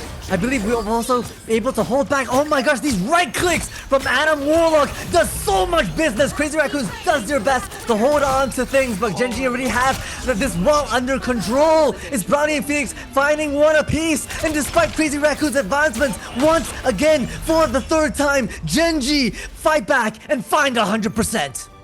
Wow, just the way, I mean, just kind of a deja vu moment. The portal wasn't able to last that long for them to jump onto that point. And you said it best, you know, Gen.G seem to be finding ways. From the first map, 0 to 100, they claim it here. They were able to climb up to that 95, force out the overtime from Crazy Raccoons, claim the point again, weather out the ultimate surge of Crazy Raccoons, even though Crazy Raccoons had a crazy mid-game. They were getting picks off left and right with just their primaries and pushes from Gen.G, but the fact still remains that Gen.G is up by 1 point, and Multi, we know what that means. Match point for Gen.G. Match point indeed. This might be the do or die moment for Crazy Raccoons, not just out, but you certainly don't want to be in the lower brackets themselves as they dance around and figure out what more they can bring to the table. Just gonna have a quick look at your composition as well. Yep, NX hopping back onto the Starlord that was saved by themselves, looking for some action with high end. It's gonna be the duo to look out for as they try to pierce and peel apart the side of Gen.G, who continues to run Hoodie on the Warlock, the one-sided Adam from the side of Gen.G that has been so crucial in maintaining the momentum of the Korean team right now. Yeah, so now it just depends on how this first engagement is going to last. We're going to find out in just a bit. We do have some check marks on Gen.G's side. Not sure if they're going to spend it all in one go here. Ripasuko does have the Psionic Seduction. We got to be very careful when they use that. And we do see that Lastro going to be on the back lines here, has to worry about Cap trying to just disrupt the back line, and he's going to get punished for it. And we're going to use the Karmic Revival just to add more pressure here. Still unused the BRB. I think he actually used it. So now Chokeslam onto Monster. And we have also the Rage to keep everyone alive. Still, the dust is not settled just yet. We do have Crazy Raccoons just to hold the point. High end for the backside here, able to actually take out the support of Gen.G. I mean, it's still a bit of a brawl right now. Gen.G look like they almost have the advantage, but there's some action coming out from Crazy Raccoons as they want to borrow in. Brownies looking for a fast one to get themselves back in to support the rest of Gen.G. Into the fight we go. Crazy Raccoons looking to put a bit of a fight around. Meteor M, high up in the sky. Meatball looking for a bit of an answer. And we'll find Snake in the midst of it all. NX finds another onto Phoenix Strategist, lacking in the Gen.G department, and NX will capitalize 100% on that, looking for some with the Galactic Legends. Hoodie taken out, and high in the sky, Hoodie, Brownie, it's all JT3, it's all high end, it's a dynamic duo we talked about. Only 16% for Gen.G, a far cry from the 80 that we saw in the previous point. We've seen Gen.G climb out of tougher situations before. Crazy Raccoons can't rest on their laurels just yet. That was a good takeover, but now we see that Brownie has switched on back to the duelist that he's known as. I mean, it was a good try to just keep containing that point. You want to be able to add that pressure in a map like in a map mode like Domination. But man, Ripasuko has been one of the MVPs of this specific game with how well he's able to hold the front lines and kind of cancel or thwart any efforts of Captain America on coming in. Carbon Crush now able to actually just move them away and just guarantee that space. It's huge, right? For the side of Rip, just able to work their magic. So Felix will have to pop. Dance of the Butterflies for Heian coming out, finds Hoodie, falls, responds in kind. So it's 1-for-1, tick for tat. So for Lastro being taken out by the seduction, that's big for the side of False. But a bit of a trade right now as NX will find Snake. It's a trade all around the board, and at the final moments of it all, Monster has to do their best to hold down the fort, but it is converted, at least for the side of Gen.G, now hunting for the invisible Psylocke. Gets away with their life. So Monster will have to back away. That was actually very crazy, but Hyan able to actually hightail it out of there and just kind of reunite with his team. So just stopping the takeover at 53% is still quite good. We are going to join the fray here. Hyan back into the mix and now makes it a numbers game to take out Hoodie. He still has the Cocoon to work with. We're going to try to take out Ultron in the sky here as we do have some defensive ultimates for Gen.G to work with. It seems like they want to go for the end song to force out the invisible boundary and a CYA to keep everyone alive, but that means NX can go wild with this Galactic Legend. Hoodie still has not used that Karmic Revival as we have the Freedom Charge just to still hold on to the point, and you know what that means. The sound of an insurance by the Adam Warlock, the Adam Chadlock is going to have to use his Karmic Revival to bring back Monster into the fray, but Hyan now backline Dance of the Butterflies. Gotta be careful with that and takes out 2 out of the 3 strategists. An absolute negation right now, almost getting Phoenix high in the sky, who pops the Rage of Ultron, falls now down on the ground, finds JT3. It's a bit of a back and forth right now. Crazy Raccoon's a sliver away from converting this point, but there's too much presence from Gen.G on the side. Falls immediately taken out, but hey, a tick for tap Brownie onto Hyan means that it's still fair game for everyone and anyone here. Oh my god, we're actually climbing up, forcing the overtime from happening. This is really going to pressure Crazy Raccoons. JT3 already on the point here with that teleport, still stuck at 53%. Also, False has already switched on over, and now the animation cancels to take out Lastro. Felix as well join in on the board here just for them to make this a numbers game, and it's slowly enveloping Crazy Raccoons. The snowball effect is on Gen.G's side, and they're slowly pushing them back to spawn here. The teleport is actually going to slowly run out, and Gen.G are victorious in this trilogy. History repeats itself right here. At the tail end of the best of 5, we go back to domination just like map 1. Gen.G proved just that. Domineering fashion, 2-0 sweep across the board, sending Crazy Raccoons into the lower brackets. History repeating itself, but we know how the first story ended. It was actually the revenge of Gen.G to send out Crazy Raccoons. Yes. So, Crazy Raccoons now being the ones seeking that vengeance, want to see Gen.G in that lower bracket, and I'm definitely there to see that. That's going to be fireworks. If a best of 5 takes us to this limit, I cannot wait to see how well they're going to perform, or at least how well they're going to rise to the occasion when their tournament lives are on the line. But my goodness, GGs are going to be called. Multi, what just happened? I honestly, I kind of blanked. I just let the game flow through me, flow state-wise, and it just ended up being the best of 5, one of the craziest series where you had 1v1s of octagons of Jeff versus Iron Fist. We've had overtimes on overtimes bleeding down to a sliver of yellow that is that bar up high. And honestly, Crazy Raccoons look really good, right? They brought the fire, and with the changes that they brought from the roster, they've adjusted to meet Gen.G head on. But hey, I feel like it's that domination match that Gen.G had a stronghold fix on, just a crude understanding of how to work the map that is their forte. Yeah, I mean, it kind of showed with the first map, and I'm looking also at the elims that they were able to get. I mean, you got NX with 26, you got Hyan with 23. I mean, it's basically kind of even with Gen.G. They're going back and forth. I thought Crazy Raccoons were getting more of the elims, but bringing it back to that Warlock, right? Just weaponizing the pace. We're constantly keep moving. After you use the ultimates, we're still alive. We're still kicking. We didn't hear no bell. It's still overtime. We still kind of keep pushing, and Gen.G just showing us volumes to this game. And right now, for tonight, they were the better team. So we got to give our flowers to Gen.G. But holy smokes, Crazy Raccoons, you have given us one of the most amazing matches that we will be remembering for years to come in Marvel Rivals history between Gen.G versus Crazy Raccoons. I'll be telling my grandkids where I was at during this trilogy match. I hope you guys will also know where you guys were at when you witness history in the making with these two teams just going at it blow for blow. It's just so well paced, this back and forth. It really has been, right? I mean, the fact that they were able to basically secure their own map picks, that was Crazy Raccoon, right? During rounds 2 as maps 2 and 4, just goes to show that the fact that, you know, their map picks runs deep and they're able to prepare and have great map knowledge to counter the likes of Gen.G. We saw a lot of mid-round calling from them to adjust to the changes that Gen.G were able to bring.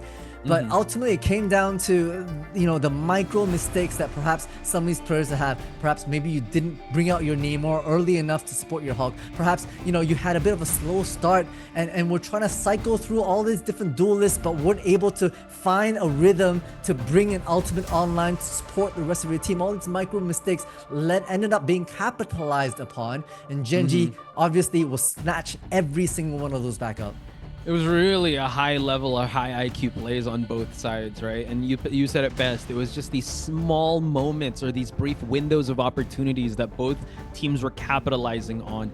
Not necessarily, I mean, skill for skill, it was just really good, but it's just those small moments that you can actually, they use for them to tear open towards the offensive line or the defensive line. So that's what you want to see for both teams that would possibly represent us in the offline finals. And I definitely want to see the run back on Crazy Raccoon side, because I don't know, maybe we're in this reality where Gen.G gets it, but I don't think the next reality is far off where Crazy Raccoons get it, because it was so competitive, Multi. It was really just a back and forth. I really see a reality where Crazy Raccoon takes this, and I'm pretty sure Gen.G know that. I'm sure Crazy Raccoon want that run back.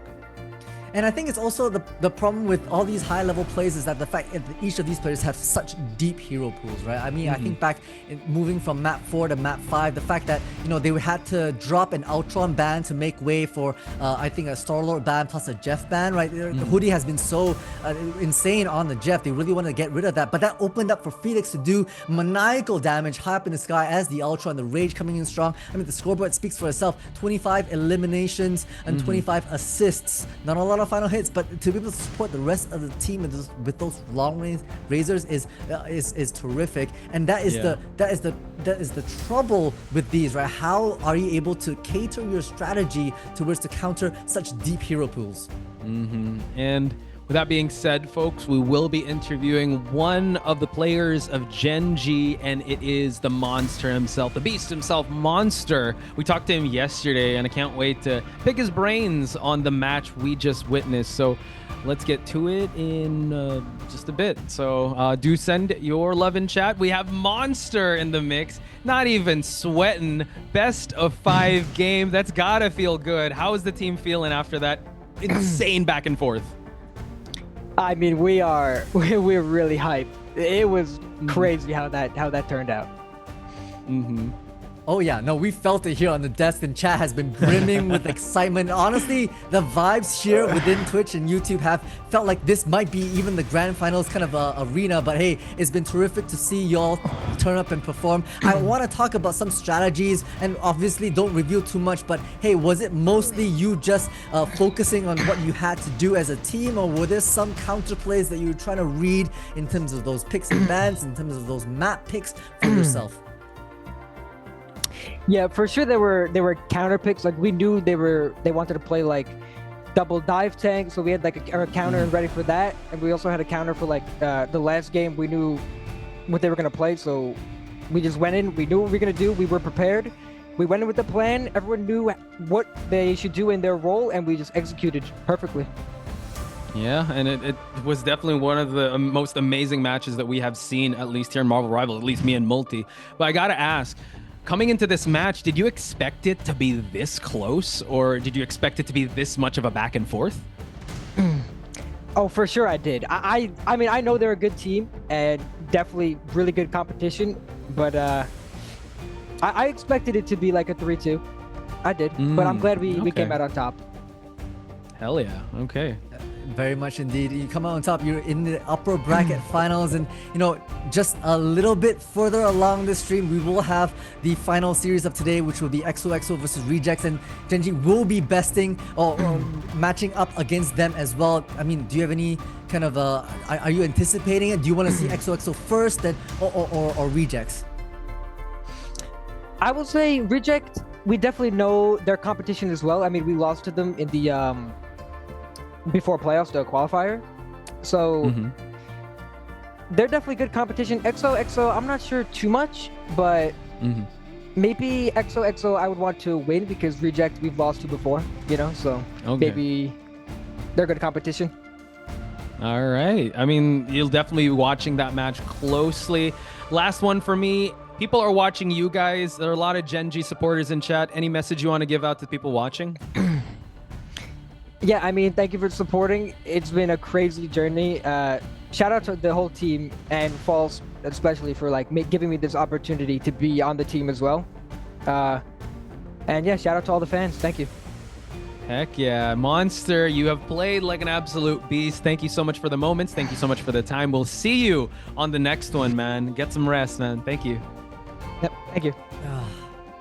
Monster indeed. I mean, the chat has said it perfectly. Monster can't do this all day. They've been rocking the Captain America, being an absolute nuisance in the back line, supported by the likes of Brownie as well as Hoodie, to be able to just tickle that strategist backline and provide enough distraction, or sometimes even an elimination. That's the cherry on top. But hey, you know, calm, cool, collected is Monster. Probably extremely spent after a marathon of that best of 3. So